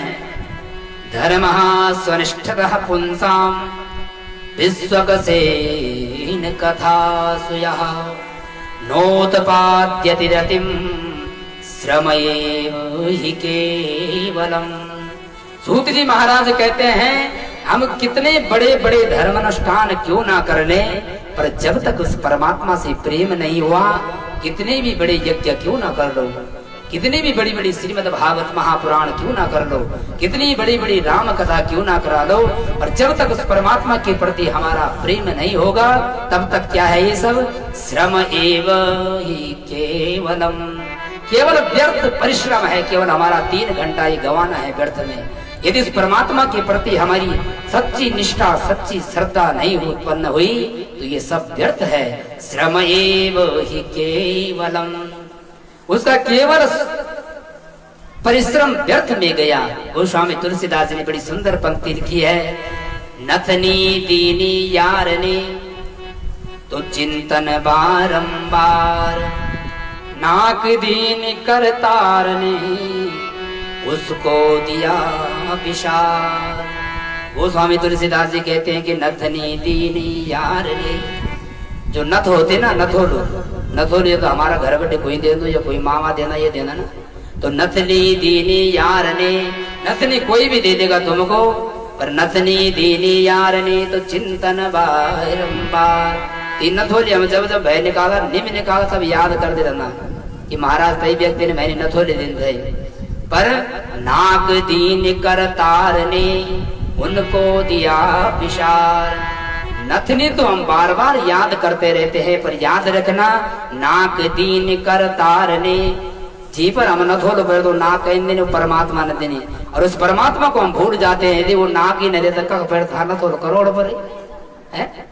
जब तक जब परमात्मा ने नाक दिया तभी तो नथ पहनोगे, जब वो कान देगा तभी तो कान की बाली पहन सकते हो। तो हम लोग जो व्यक्ति संसार के देने वाले होते हैं उनको तो खूब याद करते हैं, पर जब उस परमात्मा ने हमें नाक दी हम उसको विसार देते हैं। बुद्धि बड़ी चतुराई बड़ी सुंदरता तन में प्रगटी है। मान बड़ो धन धाम बड़ो यस कीरति हूँ जग में प्रगटी है। झूमत द्वार गजेंद्र हजार सो इंद्र सो कछुनाई घटी है। तुलसी जगदीश की भक्ति बिना जैसी सुंदर नारी की नाक कटी है।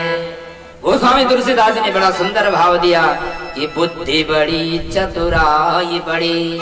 बुद्धि कितनी बड़ी क्यों ना हो जाए, तुम कितने भी बड़े चतुर क्यों ना हो जाए, बुद्धि बड़ी चतुराई बड़ी और सुंदरता तन में प्रगटी है। हम कितने भी सुंदर क्यों ना हो जाएं, कितने भी सुंदर क्यों कति हम पैर में लवली लगो या कोई भी क्रीम क्यों ना लगे, कोई सी भी क्रीम लगा लो चाहे कोई भी बनाई हो, बुद्धि बड़ी चतुराई बड़ी और सुंदरता तन में प्रगटी है। कितने भी सुंदर क्यों ना हो जाए, पर लेकिन तुलसीदास जी लिखते हैं तुलसी जगदीश की भक्ति बिना जैसी सुंदर नारी की नाक कटी है। वो स्त्री कितनी सुंदर क्यों ना हो जाए, पर यदि तेरे को नाक कटे जा क्या सुंदर दिखे लो कभी। हमेशा बोलते मान नाक मुख ठीक लो यो गए, हमेशा सबसे पहले नाक ही बोलते भाई मेरा नाक की लाज रखे। तो प्रत्येक व्यक्ति ये बोलता मेरे नाक की इज्जत रखना भाई, तो सबसे पहले नाक। तो तुलसी जगदीश की भक्ति बिना जैसे सुंदर नारी की नाक कटी है। सुंदर स्त्री तभी है वो जब उसकी नाक अच्छी है, अगर नाक अच्छी ना हो तो सुंदर कहाँ से। उसी प्रकार गोस्वामी तुलसीदास जी कहते हैं जिस मानव के जीवन में भगवान जगदीश की भक्ति नहीं है तो वो व्यक्ति उसी प्रकार है जैसे किसी स्त्री की नाक कटी हो। तुलसी जगदीश की भक्ति बिना जैसे सुंदर नारी की नाक कटी है। इसलिए गोस्वामी तुलसीदास जी ने बड़ा सुंदर भाव दिया जिस मानव के अंदर भगवान की भक्ति नहीं है उसका जीवन व्यर्थ है, किसी काम का नहीं है। तो सूत जी महाराज कहते हैं हे ऋषियों हम जितने भी धर्म अनुष्ठान कर रहे हैं क्यों कर रहे हैं, धर्मस्या यपवर्गस्या नार्थोर्थायोपकल्पते। हम इतनी बड़ी बड़ी भागवत राम कथा कर रहे हैं क्यों, अपवर्ग की प्राप्ति के लिए। अपवर्ग माने अपगता वर्गा अपवर्ग, अपवर्ग कहते हैं मोक्ष को। और जो व्यक्ति एक बार मोक्ष को प्राप्त कर देता है वो पुनः इस धरती में नहीं आता, वो भगवान का दीवाना हो जाता है, भगवान के धाम को चले जाता है। तो इसे अपवर्ग कहते हैं, मोक्ष को अपवर्ग कहते हैं। तो मोक्ष को अपवर्ग क्यों कहा, अपगता वर्गा अपवर्गा, जहाँ पर किसी प्रकार का कोई वर्ग नहीं है। भगवान की भक्ति करने के बाद जब व्यक्ति वहां जाता है तो वहां किसी प्रकार का कोई वर्ग नहीं है, स्त्री वर्ग पुरुष वर्ग है, ये किसी प्रकार का वर्ग नहीं है, ब्राह्मण क्षत्रिय वैश्य शूद्र कोई वर्ग नहीं भगवान के धाम में। तो अपवर्ग माने जहाँ किसी प्रकार का वर्ग ना हो उसी का नाम अपवर्ग है। और दूसरी बात बताते हैं जहाँ पर पवर्ग ना हो, पवर्ग माने पा भा बा भा मा है, जहाँ पे ये पांचों ना हो उसी का नाम अपवर्ग। मतलब पा माने पतन, जो व्यक्ति वहां चले जाता है उसका कभी जीवन में पतन नहीं होता है।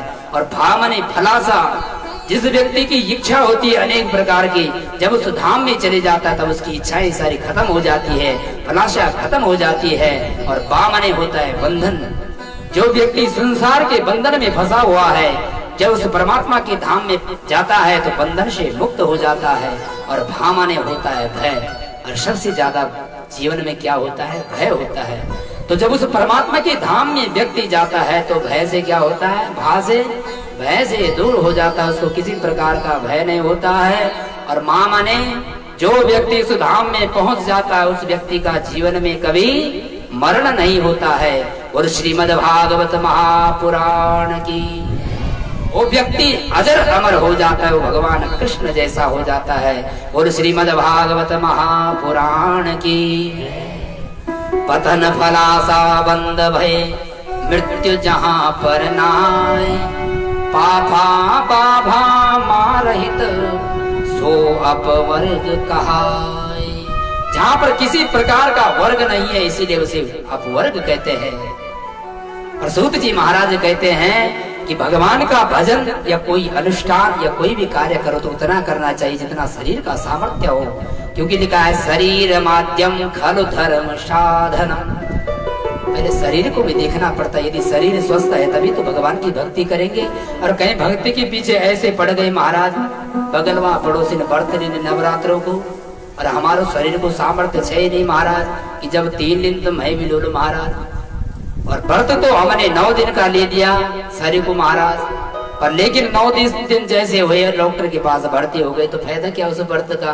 कभी व्रत की भी सरी नहीं होती है, जब सामर्थ्य शरीर का हो तभी व्रत लेना चाहिए, अन्यथा रोटी खा के भजन करो पर करो भगवान का गुणगान। इसलिए सूत जी महाराज लिखते हैं शरीर माध्यम खलु धर्म साधनम।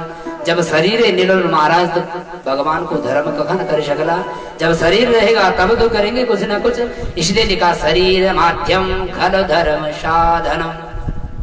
जब शरीर रहेगा तभी तो भक्ति कर सकते हैं। इसलिए संत ने बड़ा सुंदर भाव दिया, पहला सुख निरोगी काया, दूजा सुख घर में हो माया, तीजा सुख कुलवंती नारी, चौथा सुख पुत्र हो आज्ञाकारी, पंचम सुख स्वदेश में वासा, छठा सुख राज हो पासा, सातवां सुख संतोषी जीवन, यहाँ हो तो जन धन्य है जीवन।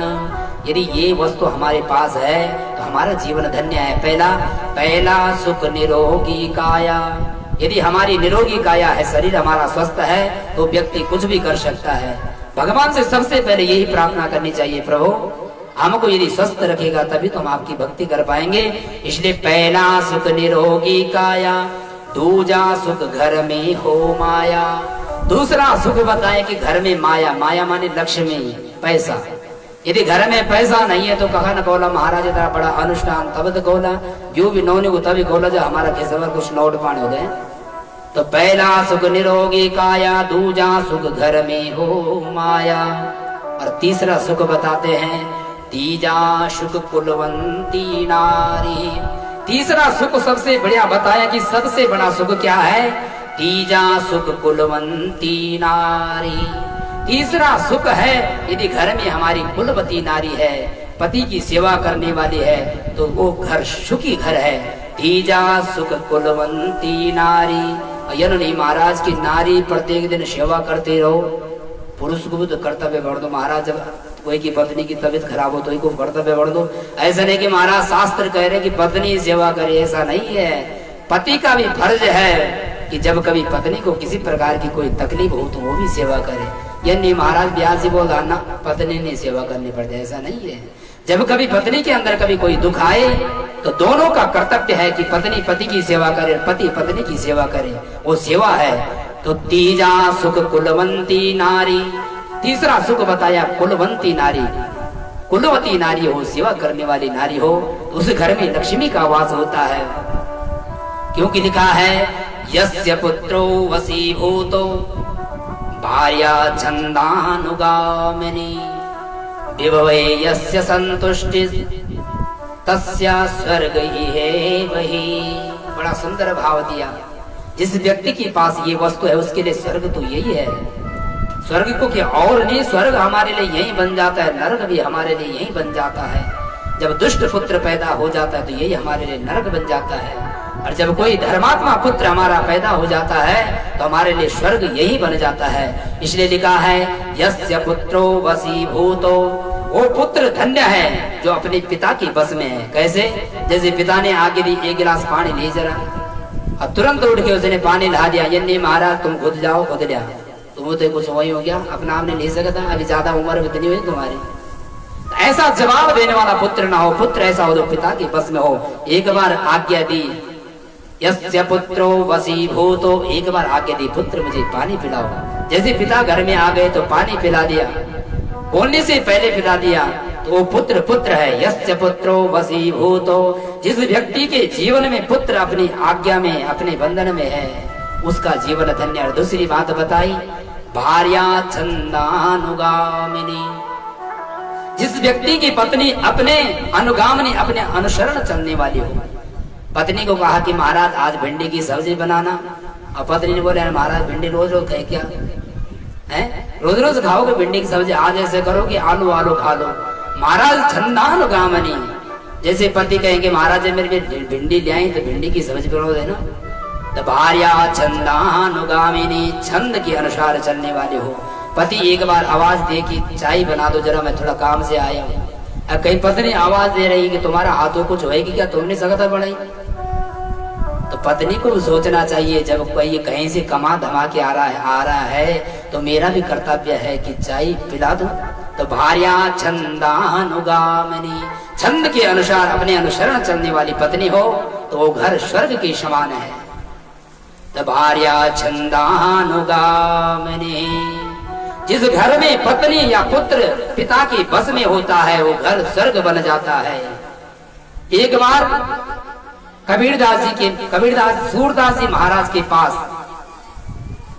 एक बार एक व्यक्ति आया, और एक व्यक्ति जैसे आया, सूरदास जी महाराज एक कपड़ा बुन रहे थे, कपड़ा बुनने का काम करते थे सूरदास जी महाराज। सूरदास जी जैसे कपड़ा बुन रहे थे तो एक व्यक्ति आया, तो सूरदास जी की पत्नी अंदर रसोई में थी। तो जैसे ही सूरदास जी के पास आए तो सूरदास जी से व्यक्ति ने पूछा महाराज आप भगवान की भक्ति कैसे करते हैं, आपका तो विवाह हो रखा है, गृहस्थ जीवन में आप कैसे भक्ति करते हैं। तो उसी समय सूरदास जी ने कहा कि मेरे समझाने की बस की बात नहीं है, इसको इस तरीके से समझाता हूँ। उसी समय सूरदास जी ने रसोई में अपनी पत्नी से आवाज लगाई, सुनते हो जरा अंदर से लैंप जला के ले आना, दिन में धूप है, धूप हो रखी है, दोपहर का समय है, और सूरदास जी महाराज कह रहे हैं कि अंदर से दिया जला के ले आओ।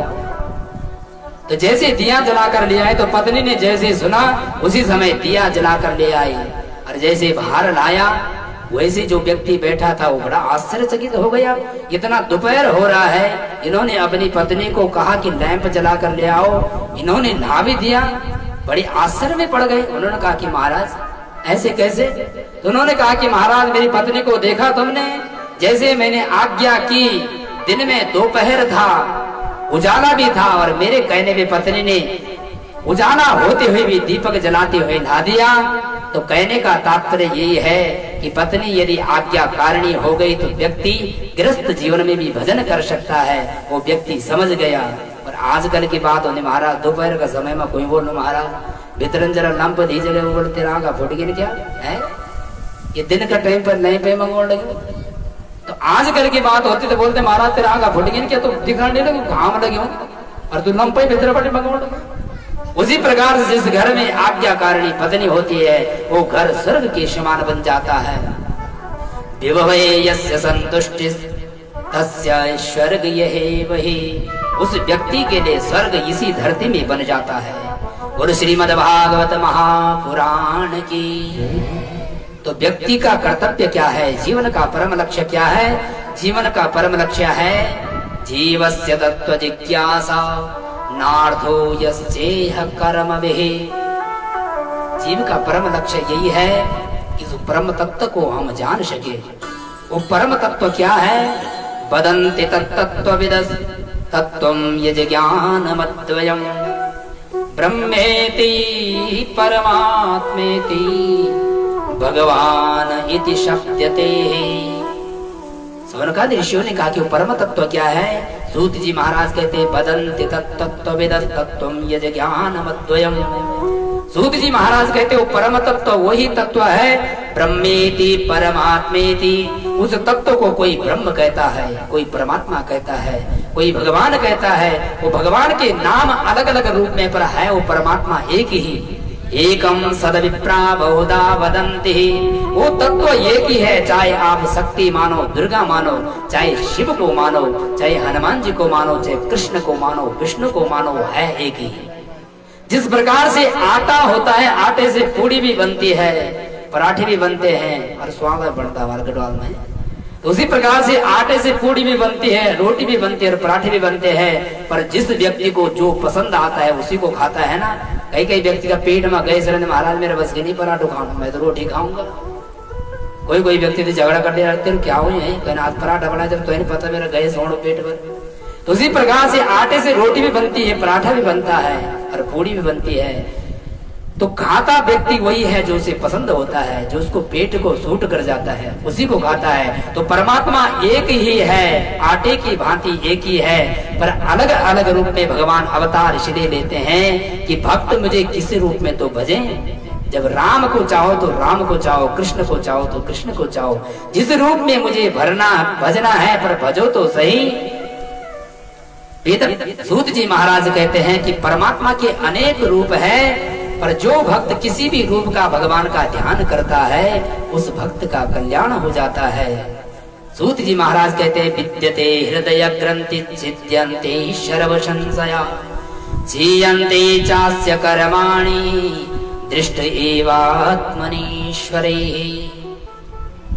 सूत जी महाराज कहते हैं भागवत श्रवण करने से क्या होता है।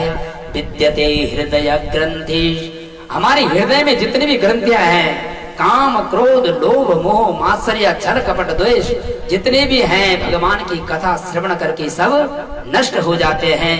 चीयन्ते चास्य कर्माणि दृष्ट एवात्मनीश्वरे। और ये भागवत केवल हम मानव शरीर से ही पा सकते हैं, अन्यथा अन्य शरीर से हम भागवत नहीं सुन सकते हैं। इसलिए मानव शरीर बड़ी सौभाग्य से मिला है। बड़े भाग मानुष तनु पावा, बड़े भाग मानुष तनु पावा, सुर दुर्लभ अनथई सब गावा, सुर दुर्लभ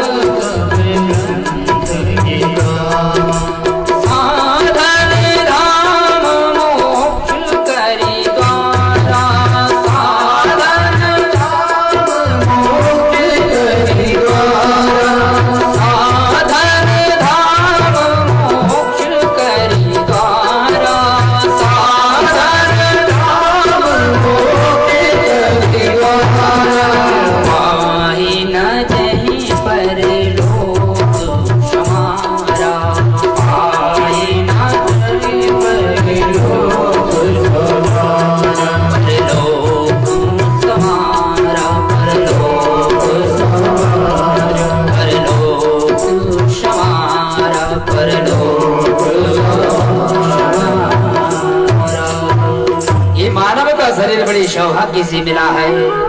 बड़े भाग मानुष तन पावा, 84 लाख योनियां जब व्यतीत हो जाती है तब जाकर मानव का शरीर प्राप्त होता है। और सुर दुर्लभ सब ग्रंथ निगाए, देवता लोग भी मानव शरीर की महिमा गाते हैं। इस प्रकार से सूत जी महाराज बड़ी सुंदर कथा शौनकादिक ऋषियों को सुना रहे हैं। शौनकादिक ऋषियों ने प्रश्न कर दिया सूत जी महाराज से, हे सूत जी महाराज, कस्मिन् युगे प्रवृत्ते हम स्थाने वा केन हेतुना कुतः संचोदितः कृष्णा कृतवान् संयतां। शौनकादिक ऋषियों ने प्रश्न किया, कस्मिन् युगे प्रवृत्ते हम।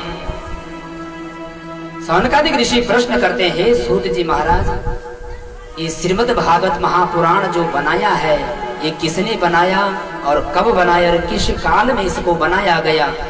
तब सूत जी महाराज कहते हैं, द्वापरे शमनो प्राप्ते तृतीये युग परे जाता पराशराद योगी वाशव्यां कलया हरे। सूत जी महाराज कहते हैं, सूत जी महाराज ने कहा कि द्वापर के अंत में, द्वापरे शमनो प्राप्ते, तृतीय युग पर ये द्वापर के अंत में वेद व्यास जी का जन्म हुआ। कहा? पराशर की पत्नी सत्यवती के गर्भ से भगवान वेद व्यास का अवतार हुआ। बोल वेद व्यास भगवान की।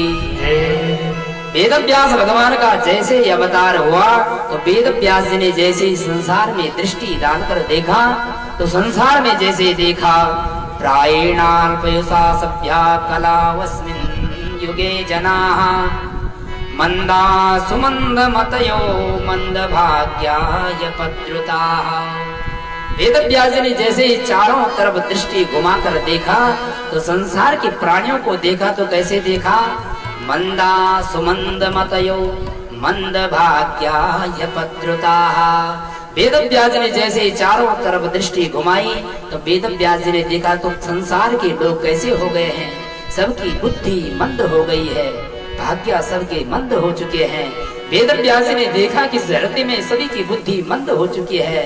इसलिए वेद व्यास जी ने विचार किया कि प्राणियों का कल्याण कैसे होगा। इसलिए वेद व्यास जी ने सबसे पहले एक वेद की रचना की। किस वेद की? ऋग्वेद की रचना की। ऋग्वेद की रचना करने के बाद भी जब प्राणियों का, मानवों का कल्याण नहीं हुआ तो उसी एक वेद से वेद व्यास ने उसी वेद को 4 भागों में विभाजित कर दिया। कौन कौन से? ऋग्वेद, यजुर्वेद, सामवेद और अथर्ववेद। चारों वेदों में जैसे विभाजित किया, 4 वेद बनाने के बाद भी जब संसार के प्राणियों का कल्याण नहीं हुआ तो वेद व्यास जी महाराज चिंतित हो गए। अब तो वेद व्यास जी महाराज ने एक एक करके 17 पुराण लिखने प्रारंभ कर दिए। और जैसे 17 पुराण लिखे महाराज तो 17 पुराण लिखने के बाद भी मानवों का कल्याण नहीं हुआ तो वेद व्यास जी बड़े चिंतित हो गए, आश्चर्यचकित हो गए। एकांत में बैठकर जैसे भगवान का ध्यान कर रहे थे तो उसी समय क्या हुआ? तमव्यज्ञाय सहसा प्रत्युत्थाय मुनिं मुनिः पूजयामास विधिवत् नारदं सुरपूजितम्। उसी समय जैसे वेद व्यास जी ध्यान मग्न बैठे थे कि संसार के मानवों का कल्याण क्यों नहीं हो रहा है, उसी समय उनके कान में बड़ी सुंदर ध्वनि सुनाई पड़ी। क्या? श्रीमन नारायण श्रीमन नारायण श्रीमन नारायण नारायण नारायण श्रीमन नारायण श्रीमन नारायण श्रीमन नारायण श्रीमन नारायण श्रीमन नारायण श्रीमन नारायण नारायण नारायण श्रीमन नारायण श्रीमन नारायण श्रीमन नारायण नारायण नारायण लक्ष्मी नारायण नारायण नारायण लक्ष्मी नारायण नारायण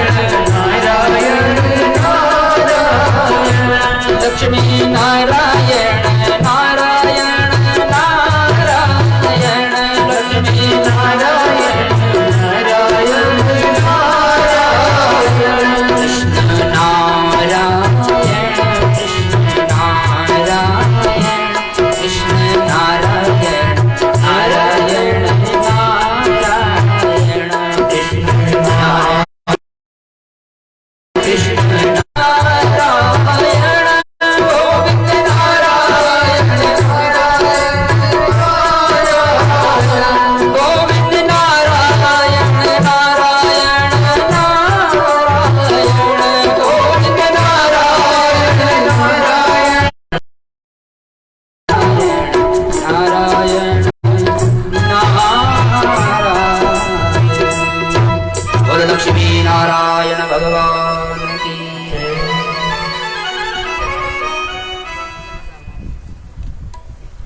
बोल श्री महापुराण। जैसे नारद जी महाराज व्यास जी के सन्मुख आए तो पूजयामास विधिवत् नारदं सुरपूजितम्। उसी समय विधि विधान से वेद व्यास ने नारद जी का पूजन करना प्रारंभ किया। पूजयामास। उसी समय नारद जी महाराज ने पूछ लिया हे प्रभु, अरे वेद व्यास जी महाराज, आप तो भगवान के साक्षात अवतार हो, अंशावतार हो, आप इतने दुखी क्यों हो रखे हो? पाराशर्य महाभाग नंदन वेद व्यास जी, आप इतने दुखी क्यों हो? मन को शांति नहीं मिली। मैंने 17 पुराण लिख डाले, फिर भी मेरे मन को शांति नहीं मिली। नारद जी महाराज कहते हैं, अरे वेद व्यास जी, मन के अंशावतार हो, आप इतने चिंतित क्यों हो? परितुष्यति कुतः पुनः सस्वद्भद्रमीश्वरे, न चार्पितं कर्म यदाप्यकारम्, पुरातीत भवं भवे मुने, दास्यास्तु कस्याचन वेदवादिनां, निरूपितो बालक एव योगिनां। तो नारद जी महाराज कहते हैं कि मैं जब अपनी माँ को देखता था कि संतों की भक्ति करते हुए, ब्राह्मणों की भक्ति करते अपनी माँ को देखता था, तो मैं भी खूब ब्राह्मणों की भक्ति करता था, संतों की भक्ति करता था। तुर्मास कर, तू मत जा, यदि तू चले जाएगा कि तेरी माँ बड़ी दुखी हो जाए, क्योंकि तेरी माँ का तू अकेला बेटा है। अब तो नारद जी महाराज बार बार कहने लगे कि प्रभु हमें भी जाना है साथ में। तो संतों ने कहा, नहीं बेटा, तुम नहीं जा सकते हो। यदि भगवान को प्राप्त, यदि मेरी माँ ने सच में विवाह कर दिया, फिर मैं भजन कैसे करूंगा? अब विवाह होने के बाद बच्चे हो जाएंगे, इससे मेरे पूरा जीवन निकल जाएगा, मैं भगवान की भक्ति कैसे करूंगा? नारद जी महाराज बार बार ऐसी जब चिंता करने लगे, एक दिन क्या हुआ, गाय धोने के लिए जैसे गौशाला, संसार के लोग बोलेंगे, अरे ये को माँ जी मर गई, हंसने लगे भाई। इसलिए नारद जी महाराज से बाहर से तो रो रहे हैं, अंदर से प्रसन्न भी हो रहे हैं, ताकि मैं भगवान की भक्ति तो कर सकूं। अब नारद जी महाराज जैसी माँ तो चले गए, घर में कोई नहीं है, तो जब दासी, अब तो नारद जी महाराज बड़ी कहाँ चले गए?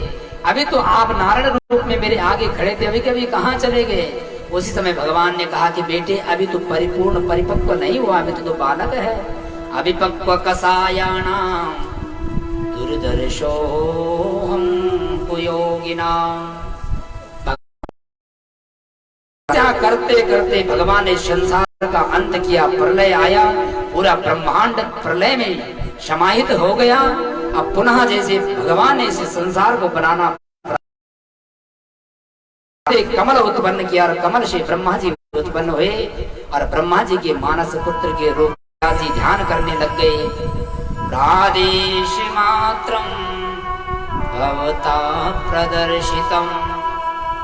जैसे वेद व्यास जी ध्यान करने लग गए, तो भगवान जी महाराज लिखना प्रारंभ किया, और ऐसे ऐसे करके वेद व्यास जी ने 18,000 श्लोकों का ये दिव्य श्रीमद् भागवत महापुराण तैयार कर दिया। और श्रीमद् भागवत महापुराण की ब्रह्मणद्याम सरस्वत्याम आश्रमः पश्चिमे तटे, पश्चिमी तटे सुंदर से चिंता कर रहे हैं कि मेरा पुत्र जंगल से वापस आएगा कैसे, उसे लाएगा कौन, और कौन से जंगल में होगा, कहाँ होगा, पता नहीं कौन सी जगह होगा, कौन लाएगा।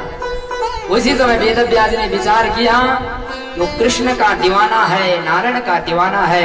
उसी समय ये भागवत का सबसे सुंदर श्लोक है, जो श्रीमद् भागवत के 10वें स्कंद के 21वें अध्याय का 5वां श्लोक है। बड़ा सुंदर वर्णन करते हैं वेद व्यास जी। अपने शिष्यों को समझाया कि तुम वन में जंगल में गुनगुनाओ। दोनों शिष्य गए जंगल में गुनगुनाया, और इसमें भगवान का स्वरूप बताया कि उस कृष्ण का स्वरूप कैसा है। बरहा पीडम नटवर वपुः, वो कृष्ण कन्हैया कैसे हैं। बरहा पीडम नटवर, बरहा माने होता है मोर पंख, नटवर वपुः कर्णयो कर्णिकार।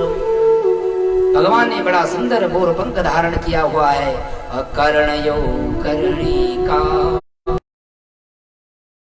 कानों में दोनों क्या कर रखे हैं, सोने के बड़े गोप वृंद भगवान की चारों तरफ ग्वाल वाले घेरे हुए हैं। अनेक प्रकार के ग्वाले भगवान के आगे पीछे सारी गैया खड़ी है और भोजन बनाना भूल जाती है। भगवान की वंशी का जैसे वादन होता है, जितने भी प्राणी हैं, पशु पक्षी हैं, एकांत जगह में खड़े होकर भगवान की उस मुरली का, उस वंशी का गान सुन रहे हैं। कृष्ण का सभी ग्वाल गान कर रहे हैं, कृष्ण कन्हैया की जय हो, कृष्ण कन्हैया की जय जयकार कर रहे हैं। पूरे वन में, वृंदावन धाम में जय जयकार कृष्ण की हो रही है। और कृष्ण की अवस्था अभी केवल 7 वर्ष की है और इस अवस्था में भगवान कृष्ण इतनी सुंदर कि सारा जगत मोहित हो रहा है। इसमें स्वरूप का वर्णन किया गया कि भगवान कितने सुंदर सुशोभित हो रहे हैं।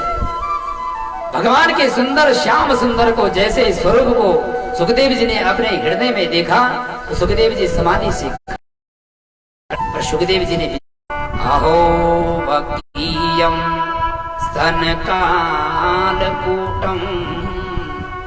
जिघांसया पाय यदप्यसाधु गतिं धातृजितां। जो पूतना अपने स्तनों में विष लगाकर भगवान को मारने के लिए आई कि आज इस कृष्ण को छोड़ूंगा नहीं, मारूंगा। आज जैसे पूतना ने अपने स्तन पान कराया तो अहो बकी मां की दुर्दशा देखना चाहेगा। पर भारत की सबसे बड़ी विडंबना यही है कि जिस गाय को माता कहते हैं उसकी सबसे ज्यादा दुर्दशा हो रही है। भगवान कृष्ण कहते थे गाओ में ममाकृता शंतो, गाओ में कहते हैं तो गाय से।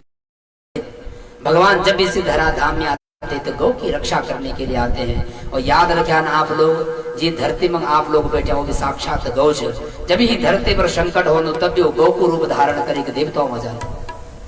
इसका मतलब इस धरती जब दुखी होगी तो गौ का रूप तो खूब घर में रख दो महाराज। अर्जुन गाय को दूध बंद में भेजा क्या सही करता? हम लोग बहुत गलत करते हैं। जब हमारा बच्चा कभी एक दिन काम नहीं करता क्या हमको घर से निकाल देते हैं? कभी जीवन में घर से नहीं निकालते बल्कि समझाने की कोशिश करते हैं। और गौ माता यदि दूध नहीं देती हम उसको घर से बाहर, तो गोविंद जिनका नाम ही गाय की है, तो जो गति यशोदा माँ को भगवान कृष्ण ने देने थी वो गति पूतना को यशोदा माँ से पहले दे दी और अपने धाम में पूतना को स्थान दे दिया जो यशोदा मैया को देना चाहिए था। बोलो कृष्ण कन्हैया जन अवगुण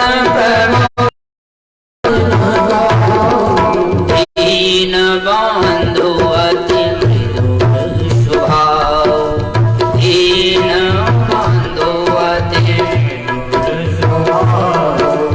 दीन बंधु अति मृदुल स्वभाव। जन अवगुण प्रभु मान न काहू, दीन बंधु अति। इस परमात्मा का नाम दीन बंधु है। बोलो दीन बंधु भगवान की। आइए उस गोपाल को थोड़ा याद करें। सभी लोग मीठी मीठी तालियों की सेवा करते हैं क्योंकि बहुत समय हो गया, सब लोगों को नींद आने लगा।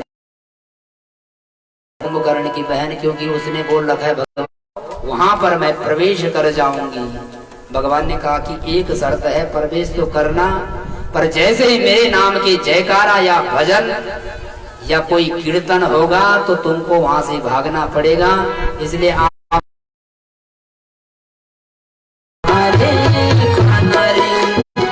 नंद बाबा का प्यार है मेरा खाना रे, खाना रे, गोकुल का मेरा खाना रे, मेरा खाना रे, खाना रे, नंद का प्यार है मेरा खाना है, खाना है, गोकुल का